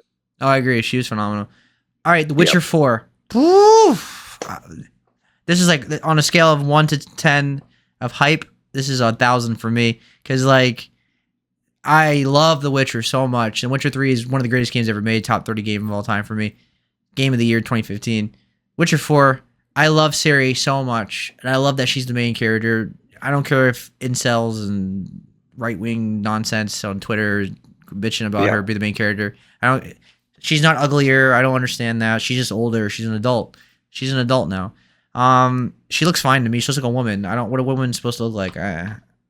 Like I don't. Do we want every super character? We want every female character to be like super hot. Like, is that what we want? Really skinny, big boobs, Yeah, big like, butt. I mean, they got to wear lots of lipstick or and makeup and stuff. Yep, yeah. I don't feel the need ultra to be. feminine. I don't feel the need to be attracted to digital women. So it just doesn't make. I don't need my main characters to all be like supermodels. I don't get the appeal. It just. I don't want porn in a game. Really. If anything, like with Stellar Blade, if anything, it's distracting from the game. Like I don't. If you're Yeah, into that, you're into that. But I'm just saying, like, it's not for me. But anyway, besides the point, this game's gonna be phenomenal. It's CD Projekt Red. If I think they learned their lesson with the Cyberpunk, which is phenomenal now. They fixed it. And Witcher's 3 is one of the greatest games ever made. I'm super hyped for this. Series is awesome. I'm sure the combat's gonna be better. I'm sure they've learned what not to do with Witcher 3, which is not a bad combat. I always felt like it was overblown, but it's definitely not great. I will say that it's definitely the weakest yeah. part of the game. But the storytelling and the side quests, probably the greatest side quests of all time, or in the top 5 of all time of side quests. Like the side quest was like that game was like you can easily put 500 hours in that game because like all the writing in that game was so strong. It was like Baldur's. It's one of the reasons why I love Baldur's Gate 3 too, as well. It's like Witcher 3 is on that level of like writing where like every side character is even awesome, just as much as the main game. So I am beyond hype for this. Like this was, I knew it was coming. I just didn't expect it to get like a full trailer at the Game Awards. So Dory, how do you feel about this? I know you're not. I know you play. I I'm gonna know be a you've wet. played it, I'm gonna be but a wet blanket. yeah, I played an hour of Witcher 3. I will go back to it at some point. I enjoyed what I played, but like you said, the combat is not the highlight, and the combat is part of what I didn't I didn't bounce off it per se, but I had other games to play, and I've been reticent to go back. yeah. But It's definitely intimidating because it's a giant game. it's a huge game. I mean, I've beaten the huge games before, but you're right. It's not. It's. I've finally organized on how long to beat through my Steam library, and like Witcher 3 is like way up there, right? It's like it's It one of the longest to beats. if you're just like streamlining it, you can beat it like maybe 30, 40 hours, less than that maybe. Like but like obviously you're Yeah, doing a disservice for that kind of but game. I wouldn't do that. I would not with a game like that. Yeah, I agree. I'm just saying, yeah. So yeah, you're kind of Uh, lukewarm so on yeah, it. I'm kind of like this looks cool. It makes the incels mad. The graphically it looks impressive. I'm sure the gameplay is going to be much improved. Um, but ultimately, I'm not the target audience just because I've never super gotten into The Witcher. I'm also not a huge CD Projekt Red fan as a company. I've talked about that before. I don't want to get into it again. So it's hard for me to get super hyped. But look, if the reviews are there, and it looks to be up my alley, which The Witcher largely is in terms of its genre and what it's trying to do. Obviously, I love D&D, I love fantasy, I love action RPG, I love grandiose narration. So a Yeah. lot of it is for me. It's just a matter of putting aside my grudge with CD Projekt Red. Yeah, which is it's understandable, but it's hard to ignore that they're one of the greatest Western RPG developers in the world. Like For they are, sure, for sure. Yeah, and if I not the don't deny best, that. if not the best. Yeah, and I don't deny that at all. So I completely understand the hype. It's not for me, but I will play Witcher 3, and look, if I enjoy the hell out of that, I will be much more hyped. Yeah. All right. So the next one was Elden Ring Night Rain, which is totally unexpected and out of nowhere. Uh, I was like, "What is this?" But as soon as I saw the tombs, like the ruins of things, I was like, "Oh, this is looking like Elden Ring. Like the grass looks like Elden Ring." And then I saw the bonfire thing, and I was like, "Oh yeah, it's Elden Ring." And then turns out to be a multiplayer game, a co-op spin-off game. It's not even a DLC. This is like a straight up This is a straight up new game in Elden Ring's Yeah. world. It's a co-op survival game, I guess is how they described it. Now, me, you, and Mitch were all freaking out. We thought this was some kind of fucking battle royale from FromSoft, and I was starting to, plan my final Yeah, it was days like on this earth weird. because I was Yeah, like, if FromSoft is making battle royales, we've truly lost. Like, this is it, everybody. Like, yeah, let's jump ship while we can. But no, it's a co-op, which is very much in the tradition of FromSoft. Obviously, they did a lot of I'm no expert, but I know a good amount about Dark Souls and about Elden Ring and yada yada. And they've done a lot of co-op stuff. That obviously the it's already in spirit the and game. Co-op's already in the game. So right co-op is already in the base Elden Ring game. So yeah, this is not them straying from the path like we all feared, at least in the chat. It's well within the spirit of From Software, which is good. I'm glad that they're not suddenly selling out and going all battle royale Fortnite yeah, style.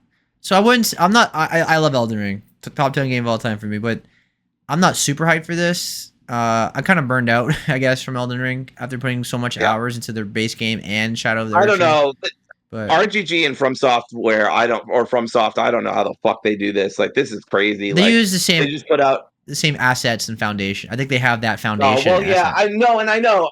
It's just it is, but it's bonkers that they put out so many games and they're good. Like, No, I agree. yeah, it's one thing to reuse assets, but they reuse assets so well and so Yeah, smartly.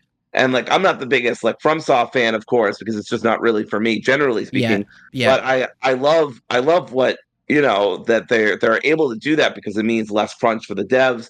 It means a little less pressure. But yeah, it's crazy. I mean, look at that resume. RGG has been. We'll talk about it later in the show, but I mean, yeah. they're killing it. You're not a big From Software fan yet. You will be. Uh, You will be.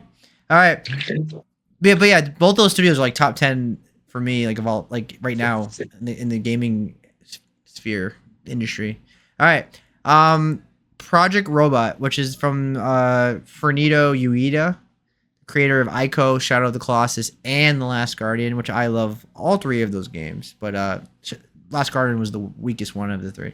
Because that damn bird dog would not listen to me. But it was a really emotional game.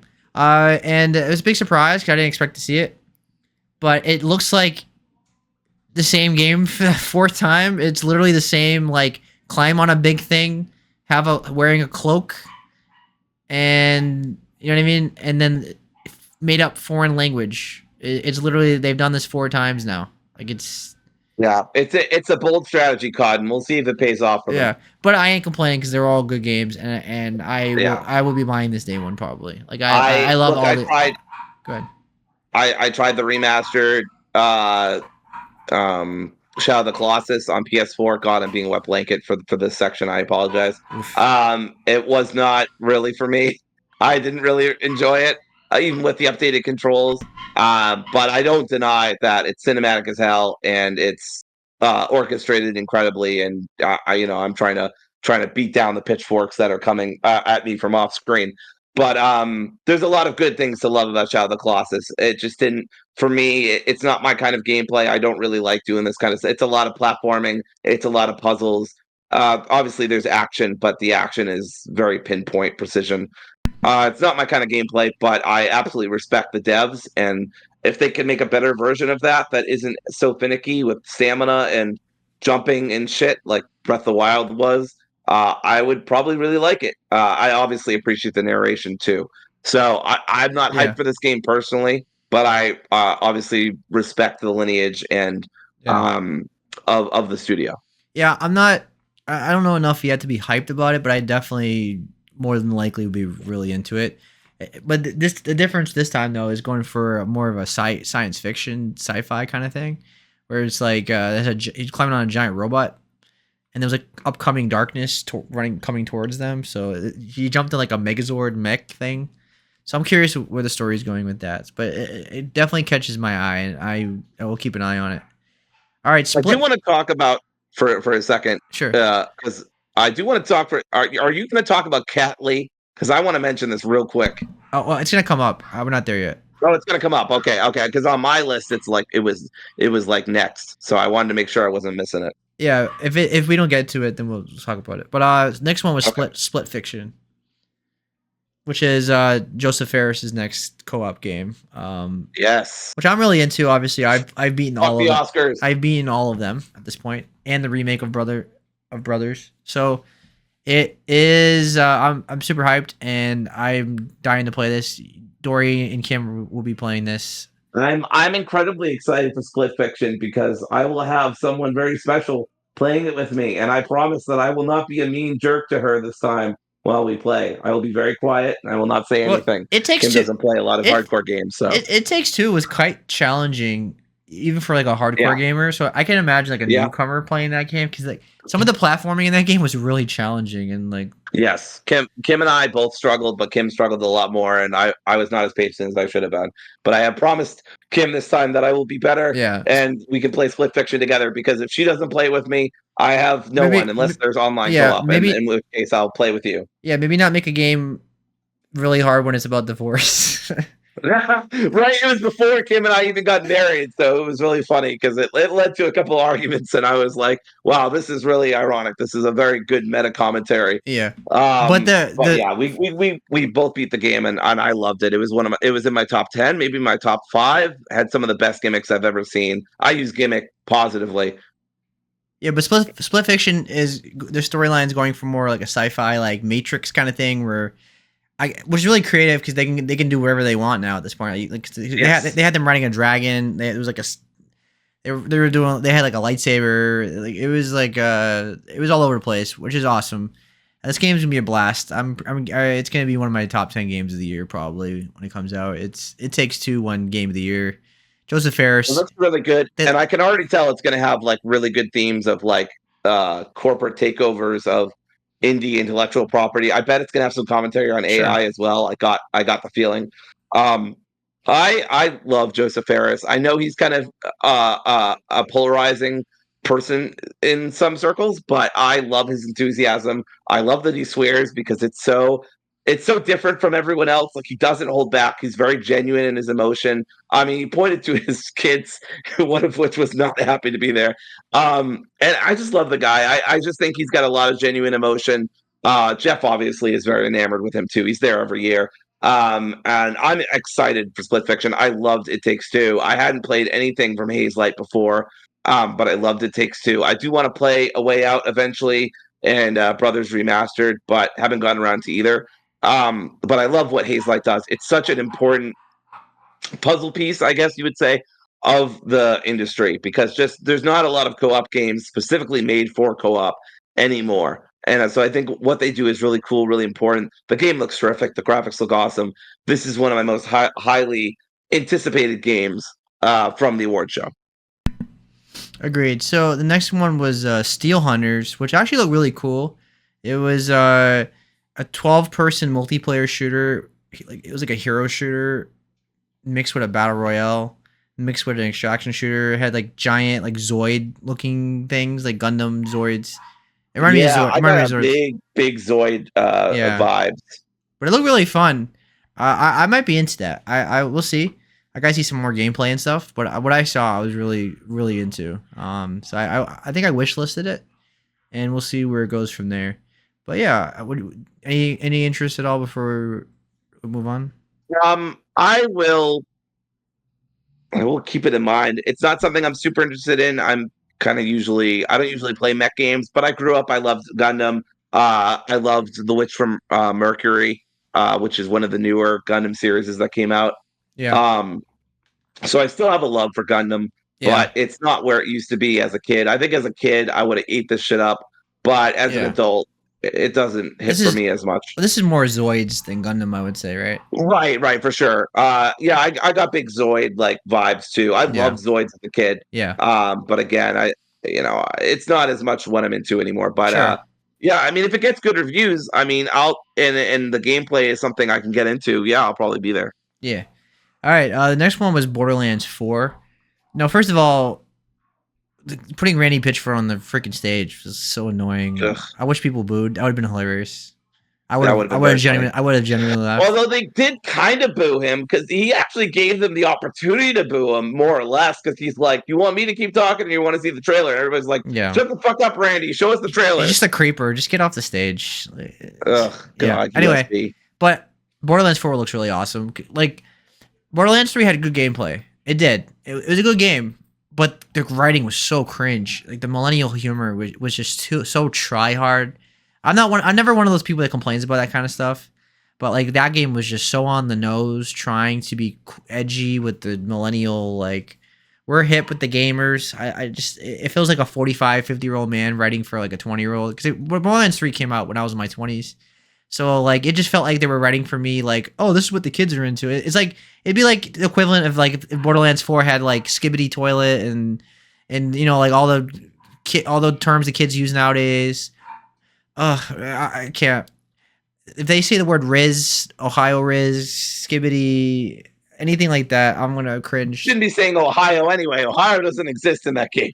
Anyway, but this trailer was like more of a darker tone. It had more of a serious tone. It will still have humor. It's Borderlands, but it was definitely going for a different vibe than like I remember Borderlands 3's reveal. It was like straight up humor, and it was like because the brother and sister were like two millennials, I guess, and this one was going more for a serious tone. This game looks awesome. The gameplay looks awesome. The character designs look awesome. I like the tone so far. We'll see in the future. But everything I'm seeing is like a day one for me. But I love Borderlands. So, what about you, Dory? I can't stand Randy Pitchford. Me too. I can't stand him. I no, I know, and so as a result, I typically don't buy stuff from Gearbox. But that said, I love Borderlands 2. I love Tales Two from is the awesome. Borderlands. I Yeah. think they're both great games. Yeah. So it's not like I have no interest in this game. It's just that I don't have a lot, mostly because of Randy. Mostly because God, I wish someone had asked him how the movie was from the audience. But mostly just because I don't like him, and I'm not super into this genre. I'm not saying there's anything wrong with it, but it's not a genre that super appeals to me. But that said, I loved Borderlands 2, and if they kind of pull an Uncharted where 3 wasn't so good, but 4 was great and 2 Yeah. was great. Maybe they'll pull an Uncharted and 4 will be amazing, and I'll be like, okay, I'll go check it out. Yeah. I mean, Borderlands 3 was still a good game because the gameplay was so strong, but that writing Right, right. really dragged it down. And I think it didn't do as well because of that. It was just it's what people like on Twitter pretend like every game is, I guess you could say, where it's like, yeah, they were trying a little too hard with the. All right, then they put Clive from Final Fantasy 16 and Tekken 8. I had a vibe it was Tekken as soon as I saw the animation. It just felt very Tekken, and then he fought Jin. It comes out December 16th, so a couple days. Yeah, I don't know. I don't typically buy DLC for fighting games unless I'm really really into it. But I guess it's Yeah. cool. But I know I haven't looked at it, but I'm sure Final Fantasy fans might be upset because people have been dying for Tifa to be in Tekken, and they put Clive instead. But which is not a bad choice, but Tifa is more iconic, of course. Tifa's more iconic, and she's like a legit fighter. Like it Yeah, makes more sense for her to be in than Clive, who's a sword wielder and also a magic user. But whatever. yeah, I but don't care. I have no opinion on this. I do not care. yes, and then this was another interesting thing was that we got a new Virtua Fighter, which is very classic '90s fighting franchise, but it's made by RGG Studios. Yeah, So they had a big show in this they really did. because first of all they have a new game coming out like 2 months already, the pirate and the pirate one, and then now they're working two other games, Project Century and the Virtua Fighter. They didn't really show anything, but it's Virtua Fighter. I think it's coming out already. Like it's coming out pretty soon, if not. Like I started on Steam. The release date looked pretty It's early. yeah, it's coming. There's going to be a special broadcast about it, so I guess check that out if you want to know more. Yeah. So I'll check it out. We'll see. Virtua Fighter is I've never been a huge Virtua Fighter fan. I've always been more of a Tekken, Soul Calibur fan in the fighting game genre. But I did have played Virtua Fighter, so I am interested, but not. I'm not super hyped. And we don't. I'm sure you have like no interest because you don't really play the I have fighting no games. interest. Yeah, No, but I do think this is awesome for RGG. They are such a great studio. I have no doubt it'll be great. yeah. Another the next cool thing that RGG is working on is Project Century, which is a game that takes place in the early night or Japan in 1915, so early 1900s, and it was very graphic, a lot of stabbing, a lot of blood. Cool. It looks really cool. Yeah, the style, the gameplay looked very Souls like, Souls light, a lot of dodging and weaving, and I'm curious. It's very different than what they're usually have made. Like it looks like a RGG game, but at the same time, it looks like its own thing as well. Like you play when you play like Ishin, like it's a Yakuza game. It feels like a Yakuza game. Where this game feels very different, but it still has RGG's like style to it. How did you feel about this? I think it looks really cool. One of my favorite I games. I'm in fucking love is how I feel about this. Yeah.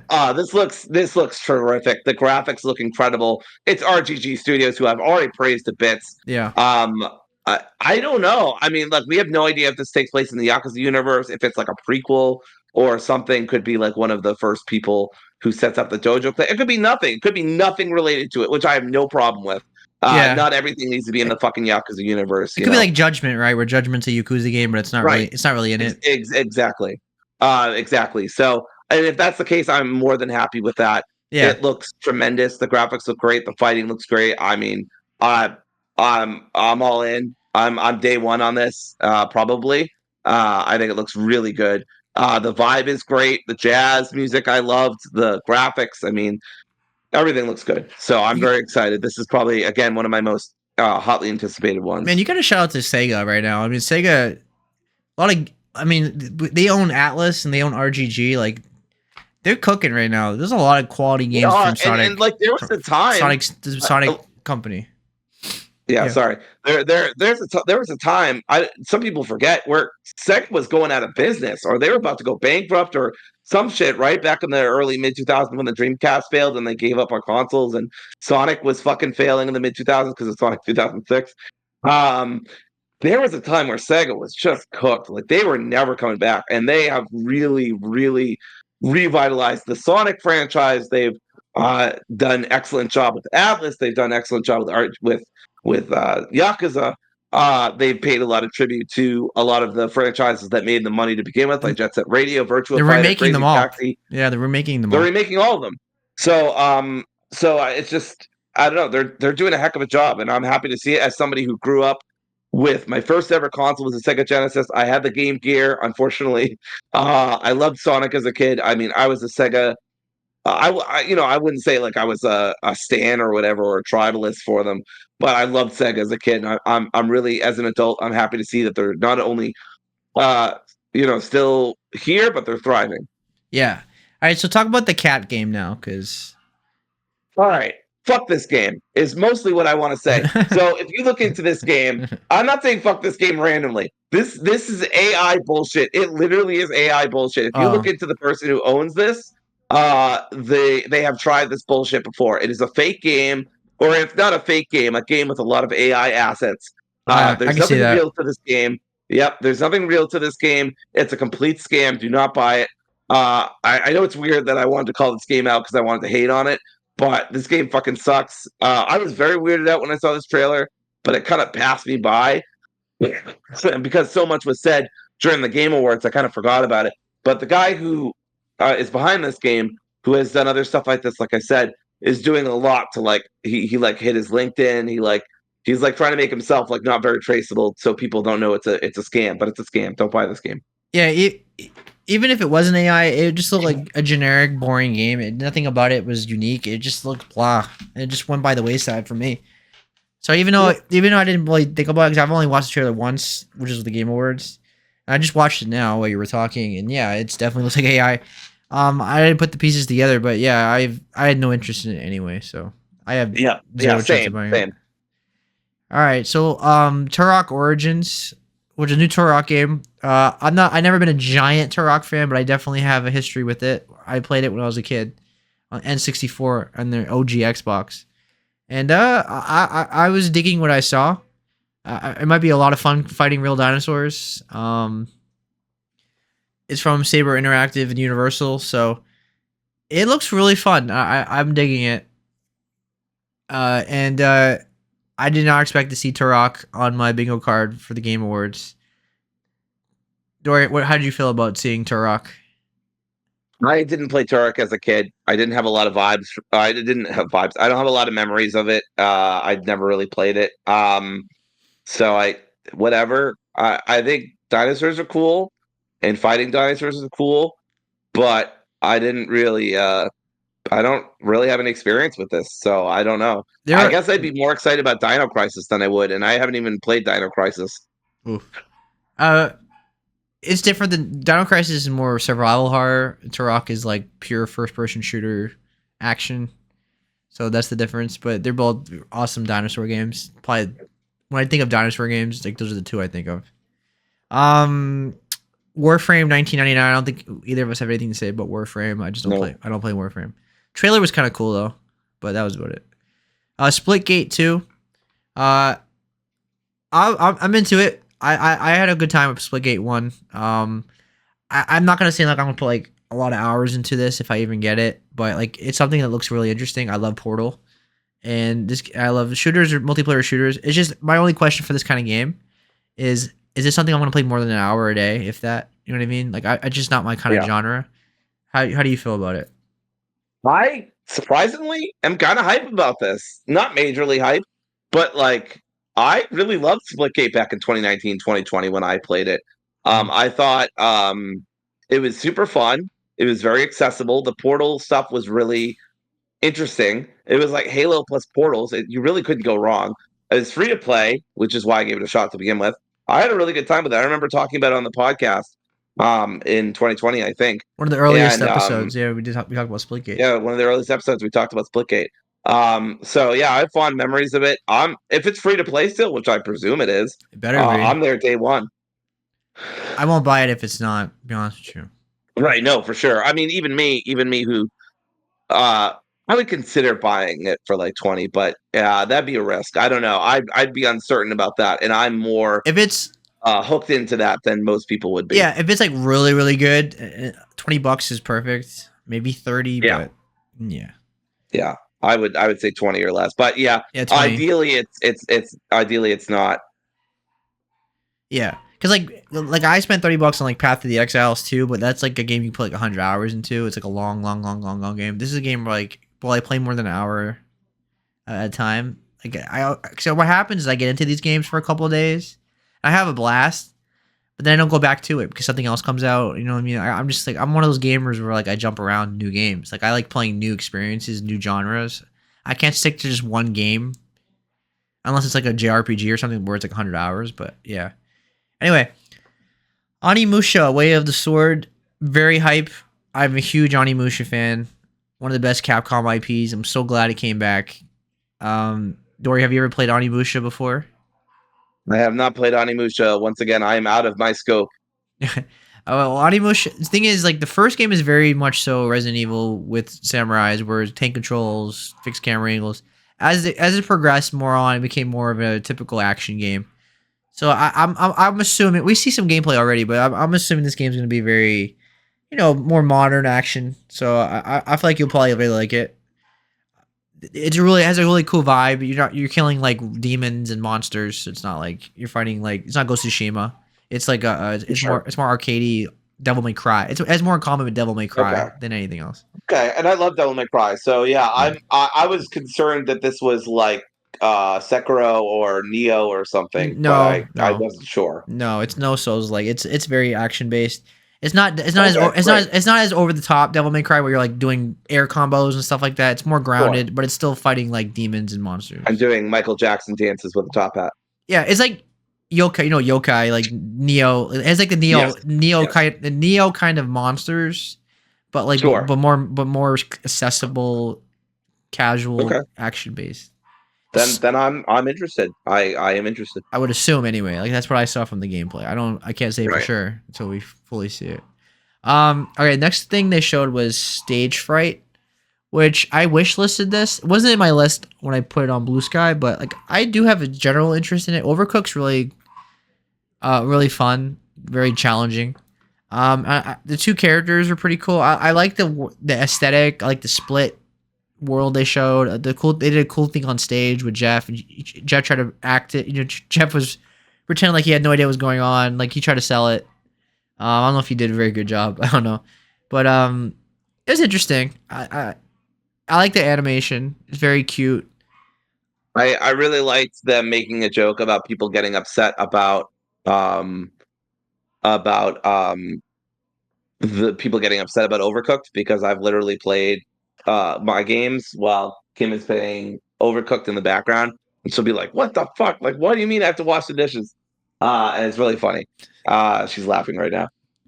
But so yeah, I like that, but I don't. Uh, I don't really have any thoughts about this. Co-op games, despite everything I said about Split Fiction, that has more to do with Hazelight as a studio than it does with co-op as a genre. Yeah, And so I'm not really particularly excited about this. yeah. I love everything about it except for the fact that it's a co-op escape room game, and I know I'm not going to be able to find really anyone that wants to play it with me, and I'm not sure I'll really be into it myself. But I really like what they showed, so we'll see. Apparently, it's inspired by Luigi's Mansion, which I can see. Fuck. Okay. I can see that. Yeah, I guess I can see that. Yeah. Yeah. Then they showed Sonic Racing Crossworlds, which people were asking why are Sonic characters who run really fast in cars, but people said have always made that joke, and then these games are actually generally fun, Mario Kart Yeah. clones, and I won't say I'm like day one or anything, but I'm definitely interested in it. Uh, I like the one with when they're on the boards. Like that game was really fun on the PS2. I forget Sonic Racer or Riders. I don't remember what it's called, but yeah, this is like Crossworld, which is like a Shadow in a car because it's the year of Shadow, and Yeah. uh, I'm interested. That's all I can say about it. Like, we'll see. I have no interest in Sonic these days. I wish I did. I did like the Sonic murder mystery game that came out that was a couple hours long. It was cute. Um I would rather watch a Sonic animated show than watch a movie or play a game. That's where I'm at in my life, I guess. Yeah, I just feel like I kind of agree with someone else we were talking with, and he was like, I just feel like, and sounds so fucking stupid. I just feel like God, Sonic's too fast. I tried to go back and play Burnout 3 Takedown or whatever. And I kept fucking crashing into the goddamn traffic and like just wiping out every 5 seconds. I'm like, how the fuck did I do this as a kid? Is something wrong with me? Have I lost my hand-eye reaction coordination shit? But anyway, it's not really for racing games aren't for me anyway. I'm not generally into racing games unless they're really I'm arcadey not. like Burnout. Yeah, I'm not really into racing games unless it's like arcade, like Mario Kart or something, which I always win against my students. But yeah. So let's move on. The Mafia, the Old Country, super hyped. Loved Mafia games. This was the week to be Italian for sure. Absolutely. Yes. Um, yeah. I know you've never. I don't think you've ever played the Mafia games, but They are on my list. I now that I know Old Country's coming out what next year? Question mark. I don't know if they said. It's coming summer 2025. Okay, okay. So yeah, that's a But great yeah. time. So my plan. I know that they're not. They're all standalone games or whatever. But I'd at least like to play Well, what you'd recommend Mafia 1 and 3 no, or Mafia 1 one. and No, 2. two is connected to one. Okay. 3 is a standalone game. 3 standalone. Okay. Yeah, Uh so I'm definitely gonna play 1, the definitive edition, because I heard that was solid. yeah. I don't know if I'll play any of the others. Do you recommend any of the others? Or I know All 3 three of them. has bad gameplay but a really good story. Yeah. Okay. The first game is a remake. The one you're talking about is a remake of the original Right. game. That one's the best looking one because it's a remake. The Right. gameplay is very 2005 Grand Theft Auto, where cover base. It doesn't hold. It Sure. doesn't age very well. It's fine. These games are GTA games. They're but like in the Sure. old time, like 20s and 30s. Um, Mafia 2 is like Mafia 1 gameplay wise. It's just that Mafia 2 is not remastered or remade. They did remaster it, but it still looks more dated than the first game, where they pull like a full remake out of it.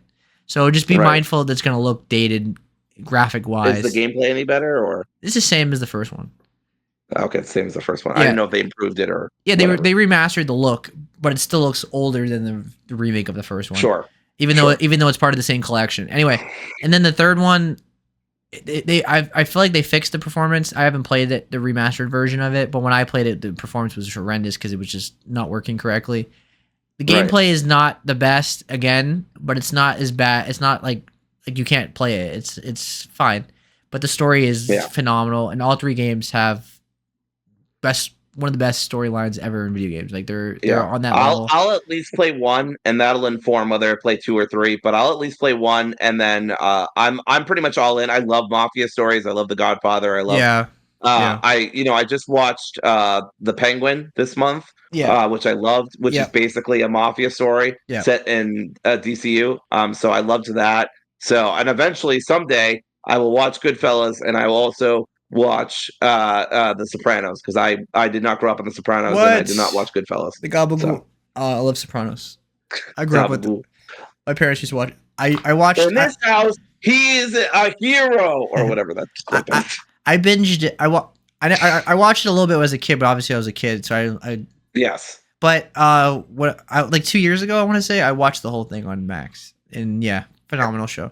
But Yeah. just be mindful. Mafia 1 and 2 are like, it's very Italian in like New York, I think.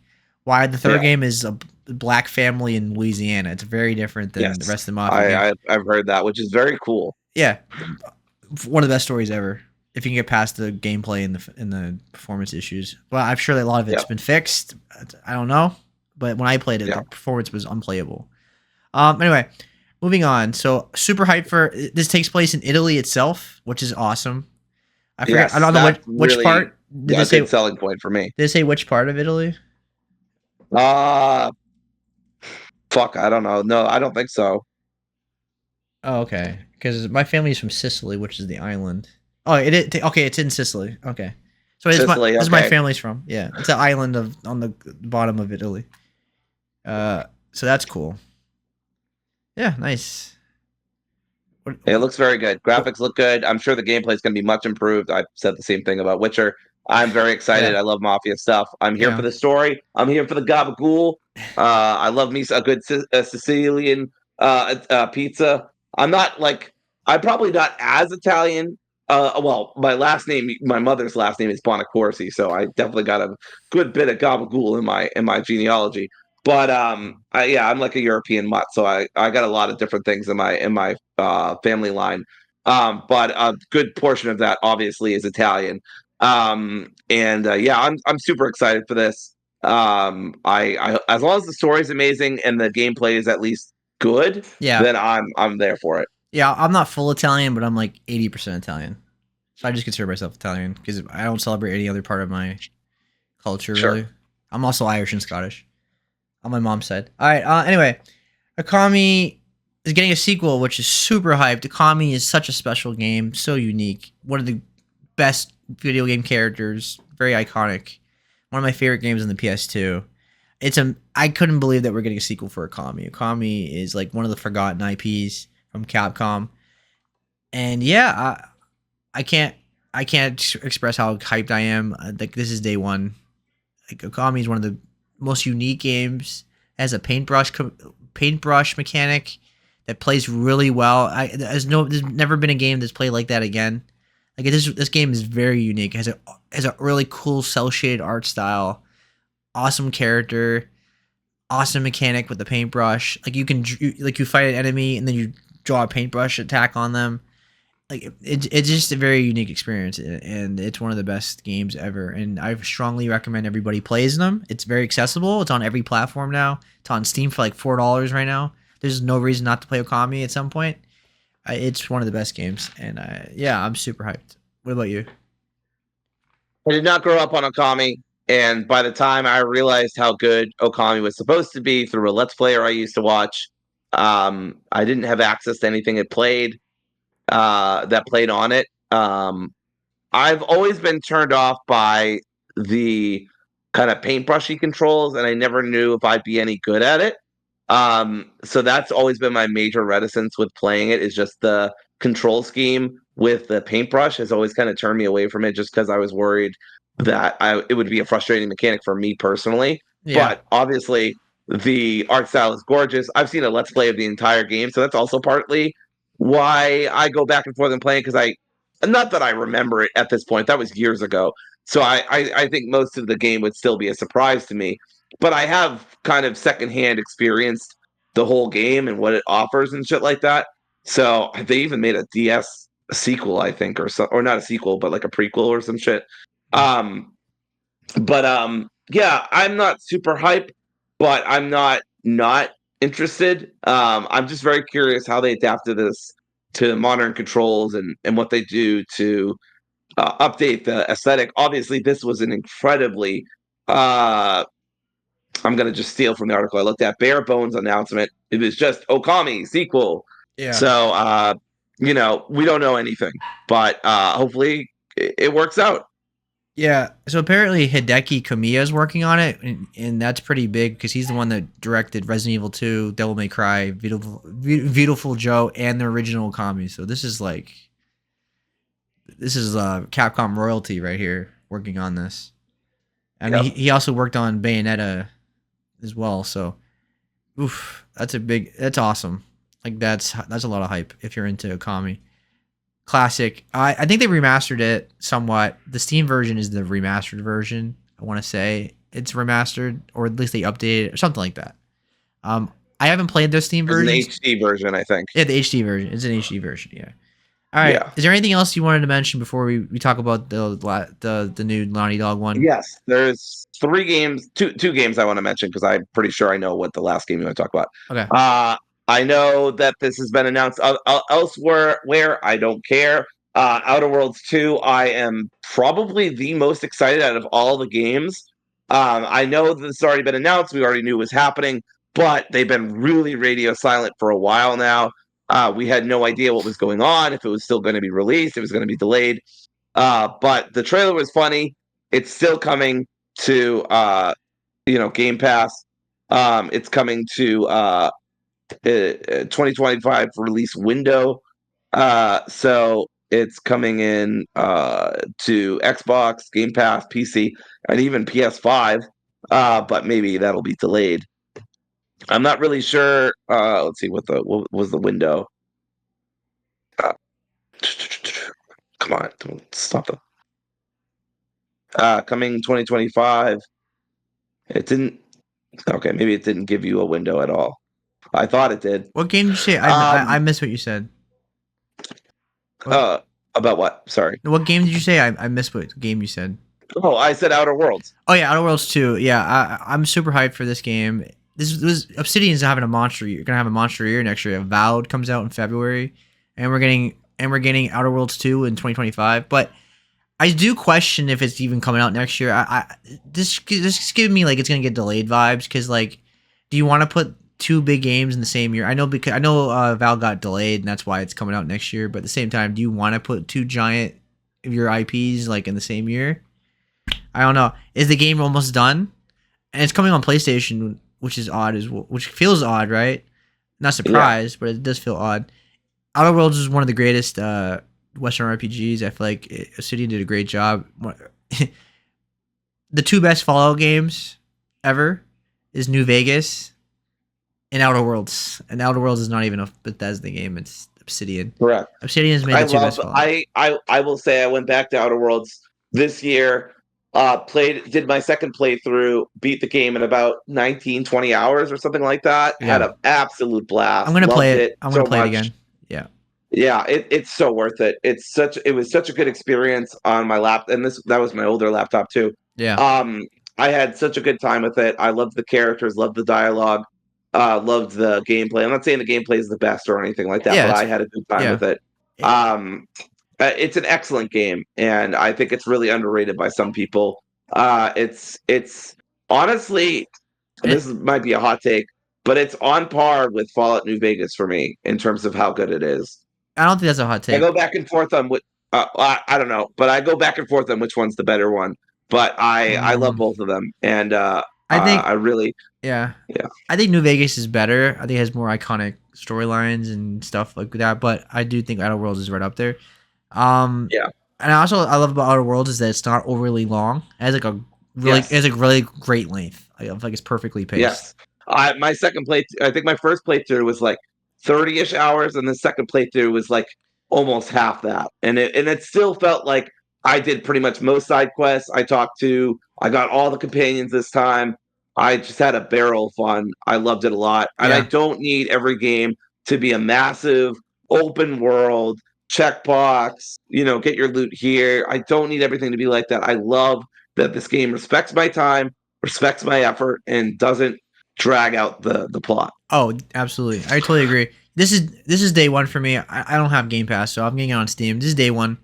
Obsidian is one of my favorite studios. I play every single game they ever made, and they're one of the best in the business. Arguably the best at Western RPGs.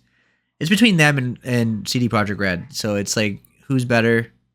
Obsidian is just classic. It's just crazy that Microsoft owns Bethesda and Obsidian because they were like rivals, and people used to always pit them against each other. But yeah, I'm super hyped for this. This is day one. It's already wishlisted. So yeah. And I'm day one Game Pass. I'll get in Game Pass, and there's one other game I want to talk about yeah, real quick. I don't have a ton to say about this, but I did wish list it, so I feel like I do sure, obliged to at least mention it. sure. Dispatch. This is a very narrative heavy game Oh with a lot of yeah, yeah, yeah, decisions. yeah. Yeah, it's kind of a superhero animated game from former Telltale devs. Uh, I was getting major Hi-Fi Rush vibes from this game. yeah, that makes sense. The list of voice actors is crazy. Because it goes from like Aaron Paul and Laura Bailey to like Yeah, YouTubers. So yeah. I don't know what the fuck's happening. Like there's Jeffrey Wright, there's Moist Critical, Jack Skeptic Guy, Alana Pierce, Thought Squad, Matthew. So like, what is this list? That is Um, that is kind of concerning though, because you know what I mean. Because is the writing going to be like YouTube cringy? Like, is it going to just be right, like, right. yeah, I'm gonna. This is like in terms of games I'm interested in. This is at the bottom of the list, but I am a sucker for narrative games. I'm a sucker for Laura Bailey. I think the most of the people on there look promising and wouldn't attach their name if it wasn't good. yeah, Some level, but we'll see. I mean, it could be shit. I will be paying attention to reviews first and foremost for this one. yeah. When I saw this game and I realized it was narrative, pick your choice kind of game, I was like, yep, that's a Dory game. But I love narrative games too. So this is definitely something I'm interested in. I did wish list this game. It's a point and click game, but it's also Yeah, a strategy game. So we'll see how because there's always I don't know. yeah there's like strategy. There was like a mini game thing that they show where like what a Oh, okay. yeah, but for the most part it's story based. But I got to see a little more gameplay, I guess. Yeah, because it had like a. Cause I'm looking at it right now, like on Steam, and it has pictures of like it has like of course the dialogue choices and stuff, but like there's like there's like a stat system and cards, and so I'm curious. Weird. Like I said, I'm definitely gonna keep Yeah, an eye on this one. I'm not super stoked, but I am interested. yeah, All right, yeah. let's talk about the final game, which was very non-controversial. If you're on Twitter, anyway. Um, Intergalactic, the Heretic Oh, Prophet. first off, I hate that fucking name. The name sucks. Yeah, the name is really bad. I thought the same thing. The title is fine. The subtitle is what kills it. So overly complicated. Yeah, the first beginning of it is fine. It's the Heretic Prophet, huh?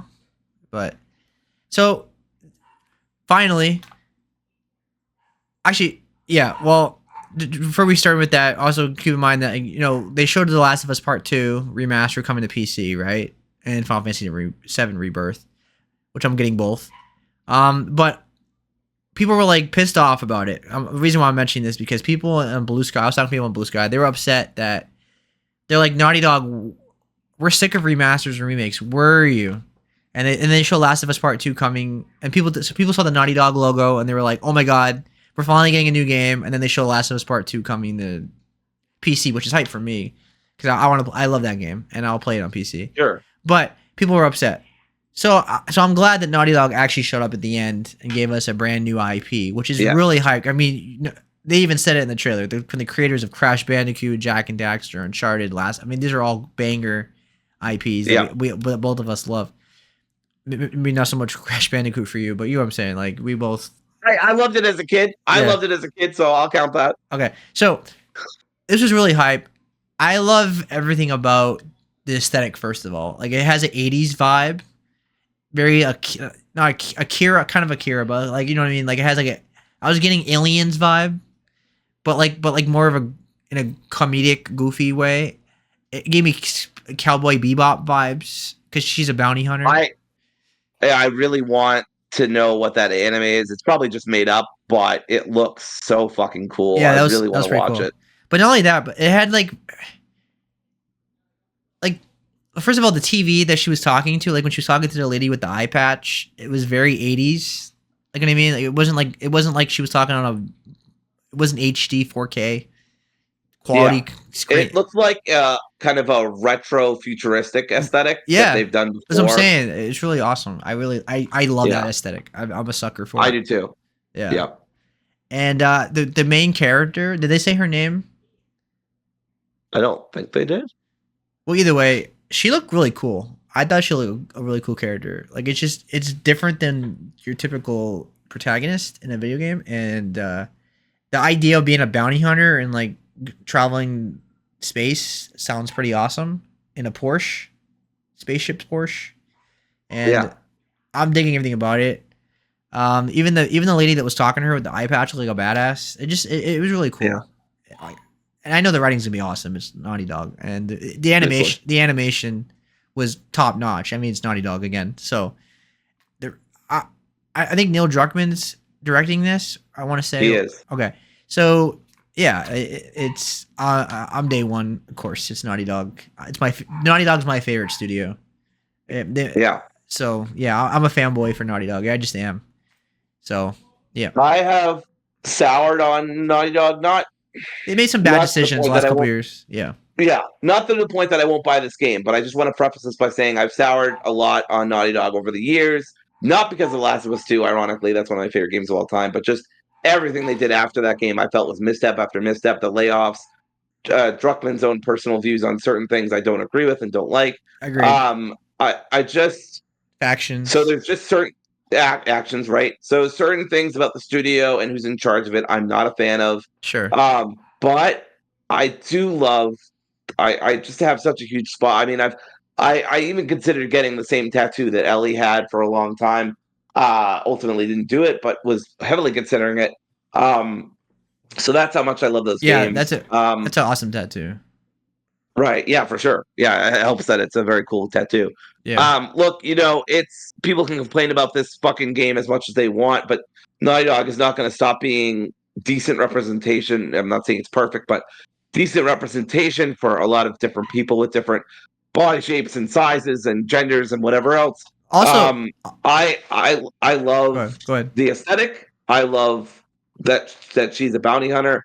I fear for Camille Nanjiani's life, so I hope he gets out of there okay. The gameplay looks really fun. I'm probably there day one, and it rhymes, so it must be true. So that's kind of where I'm at. I am excited. It is in my list, probably towards the top, but I am critically excited, I guess. I'm not as into Naughty Dog as I used to be. I feel like, again, like I said, I feel like they've made a lot of missteps in the past year. Nothing to do with woke bullshit or whatever people online are saying. It's because of all the remasters and the remakes and the actions of the studio and Neil Druckmann himself. Yeah. I just have a lot of misgivings about all that stuff. But I'm not going to deny they make quality games. They're one of my favorite studios. Yeah. They've made two of my favorite games of all time. So yeah, I'm probably there day one. Will I gripe about something? Probably. Yeah, the factions thing, I absolutely think it's an issue. I don't know if that was Sony that did that, but yeah, the remake Didn't need to exist. It didn't bother me though, because now it's like the definitive way to play it on PC and PS5. It's for a lot of people, and they line with the show. But yeah, they did some shady thing. The Neil Druckmann stuff, you're absolutely right. I'm never gonna Yeah. disagree with you on that. But I think what's gonna. I think it's fine if like if this comes out not too far from now, and like Last of Us Part 3 comes out. I think people are gonna forget the last couple years that Naughty Dog's been dead quiet. Like I feel like people will get over it because they've been working on a new IP. They're also working on a fantasy IP as well. So I don't know where that's going. So they're working on a lot of. So I'm saying if they have a lot of things coming out in the next couple of years, I think people are going to forget about all their remakes and remasters because you can't. Obviously, they can't go anywhere else anymore. Last of Us Part 2 is remastered. It's coming to PC now. It's the final step. You have to do Part 3 now. There's nothing else you can do. You can't remake unless they remake Part 2, which is ridiculous. I'm in the mobile. Yeah. So, and I guess the title is not Naughty Dog because like the first Jack and Daxter game is called the Precursor Legacy. You know what I mean? So it's they like the subtitles. I mean, every Uncharted game has a subtitle. Right, We right. we just never say it. That's So true. That is true. I kind of forgot about that. yeah, The Last of Us doesn't have one, but Last of Us doesn't. That's but, why it's the GOAT. but yeah, so the title we're not going to call it the Heretic Prophet. We're just going to say Intergalactic, and then Intergalactic, yeah. Yeah, which is a cool title by itself. Oh, Beastie Boys better be in this fucking game. They should really put Intergalactic The by Beastie very Boys in it. first scene, her driving in space with intergalactic plane. Intergalactic planetary. See, you know what would be really cool though if like this game takes place in like a retro, like takes place in our world, but like a retro, you know what I mean, like a retro future. Yeah. Like so, like she's straight up listening to Beastie Boys on the TV. It's like actual. It's like it's the actual music video from that. You know what I mean? Yes. Like God, that'd be cool. But anyway, rest in peace. But yeah, 100%. So I'm a big Beastie Boys fan. So this game looks really awesome. So so far, I'm not gonna go like. Yes. I gotta see some the game. Oh, we didn't talk about this yet. They showed gameplay or a gameplay snippet at the end with a sword. So that sword looked fucking cool. That looked really cool. So we don't know what kind of game it is yet, but I'm assuming it's going to be a third-person action game. They have also said that it's going to have the most in-depth action that Naughty Dog has ever done in terms of like combat and gameplay. So and Last of Us Part 2 I thought was pretty much a masterpiece when it came to gameplay. Yeah. So I'm very excited to see what Naughty Dog can do. And despite all my personal issues with Druckmann, I will not deny the talent that man obviously has. And that the studio at large has. Obviously, a studio is not just the director. The studio has a lot of excellent talent. Unfortunately, some of them laid off, but still, many excellent talents still remain, I'm sure. And so I'm very excited, trepidatiously. It's not my like. If I had to put this on a list, it's probably like my number 2 or number 3, behind like Outer Worlds and maybe one other game. Yeah. But it's up there. It's up there, and I'm excited. I'm probably getting it day one, unless I don't know, reviews are really bad, or Naughty Dog decides to shoot itself in the foot again. I don't know. So this game and The Witcher 4 were my 2 favorite shows, like reveals, and overall, to wrap it up now, is that I was really happy with this show. I mean, like we talked about the second half. I wanted to die, and it was too long of a show. But in terms of reveals, this fact that we talked for about over an hour about like so many awesome reveals that we all were interested in, and I wish listed like 20 something games. I feel like this was a quality show for reveals, and I still don't like how he does the rewards where he rushes through it and things like that. But it's not an award show. I know that. So it's a corporate ad show. So I was really happy, and I think it's one of the best game awards that we've had in a long time. And if Jeff just realizes you need to cut down your show by at least 90 minutes, I think the show would be perfect. But that's another conversation, I suppose. But make your show as short as our show has been today, because our show is pretty much, I'm estimating, around 2 hours, 2 hours 15 or something like that, maybe a little more. And that's it's exactly what it is, 2 hours and 15. Look at me go! Yes. I don't know why I said so excitedly, but yeah, I completely agree with you. I think this was a pretty good show. I was pretty sour on it by the end, but looking back on it and looking at all the great games we got, not everything for me, but that's okay. I don't expect it to be tailored towards me. I think this was a pretty good show. I give it a B. And there a lot of the announcements were really good. And nobody was asked to get off the stage. The stuff with the layoffs was great. The Statler and Waldorf stuff was great. Too many ads, too many gotcha games. The back half was painful until we got to the last like half an hour, 15 minutes. Yeah. But that said, still pretty good. Yeah, I give it a B. I would give it an A if Yeah. if it wasn't for the second half, but overall Yes, it was I would also probably give it something like that. I'm at like B a minus maybe. B minus. Yeah, B minus. I wouldn't give it any less than that. I would give it a B minus. Yeah, but that's as good as you're gonna get with this kind of show because he has to pay. Yeah, He probably. pays the bills with the corporate nonsense. Yeah, But for sure. anyway, it was fun hanging out with you and Mitch, and the Game Awards are always fun, and it was fun talking to everybody in the Discord. It's fun hanging out during the Game Awards. That's the main thing I get out of the Game Awards. Like I know the show is never going to be amazing, like A plus, Right. but like you get to hang out, talk, celebrate games for a whole day. Everybody's talking about it on Blue Sky and Twitter because I mainly follow gaming accounts, so Right. that's the whole thing. That's what it's all about is just celebrating games. And I think it was a good night. I just wish it was not on a Thursday night because I could not go to bed. I was like up to like 2 in the morning. I had work the next day. I had to get up at 6:45. I'm used to not sleeping, so I can last a whole day with no sleep. But it was just like, can we? Why is it not on a Friday?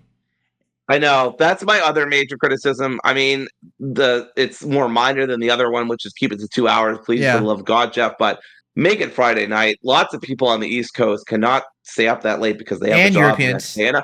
day, and Europeans. And I know some people, some people do work on the weekends, of course, but it's at least a lot less people are Yeah. working on the weekends, and you can always watch the replay later or watch most of the show. But yeah, it's a little frustrating. It ties into what your first point anyway. If the show is only 2 hours long, then it'd be over by like 9:30, and that's perfectly fine. Like that would work. That works out Yeah, great. That's most mainstream TV broadcast, right? It's right. only when it gets to like 11 that's when it's like, come on, you're going way too long. It was ridiculous. It went to like almost 11:15. It was ridiculous. I feel like the time I was done talking with everybody, it was like midnight. Anyway, Yeah, yeah, it was bad. But yeah, that's our major criticism of it. But otherwise, pretty good show. I had a lot of fun, and I had a lot of fun with this podcast. So there's not much left to do, Seb. yep, and that's our show for today.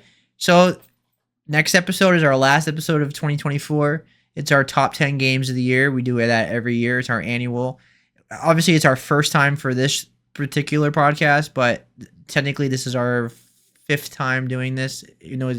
Or fourth time. I think it's fifth time though. It's one of those funny, weird things where like you go by the count of the year. It's like Right. four, but we've done it 5 times. I want to say. Yeah, because I think we started late Because 2019. we did a list for 2020, 21, 22, 23, and 24.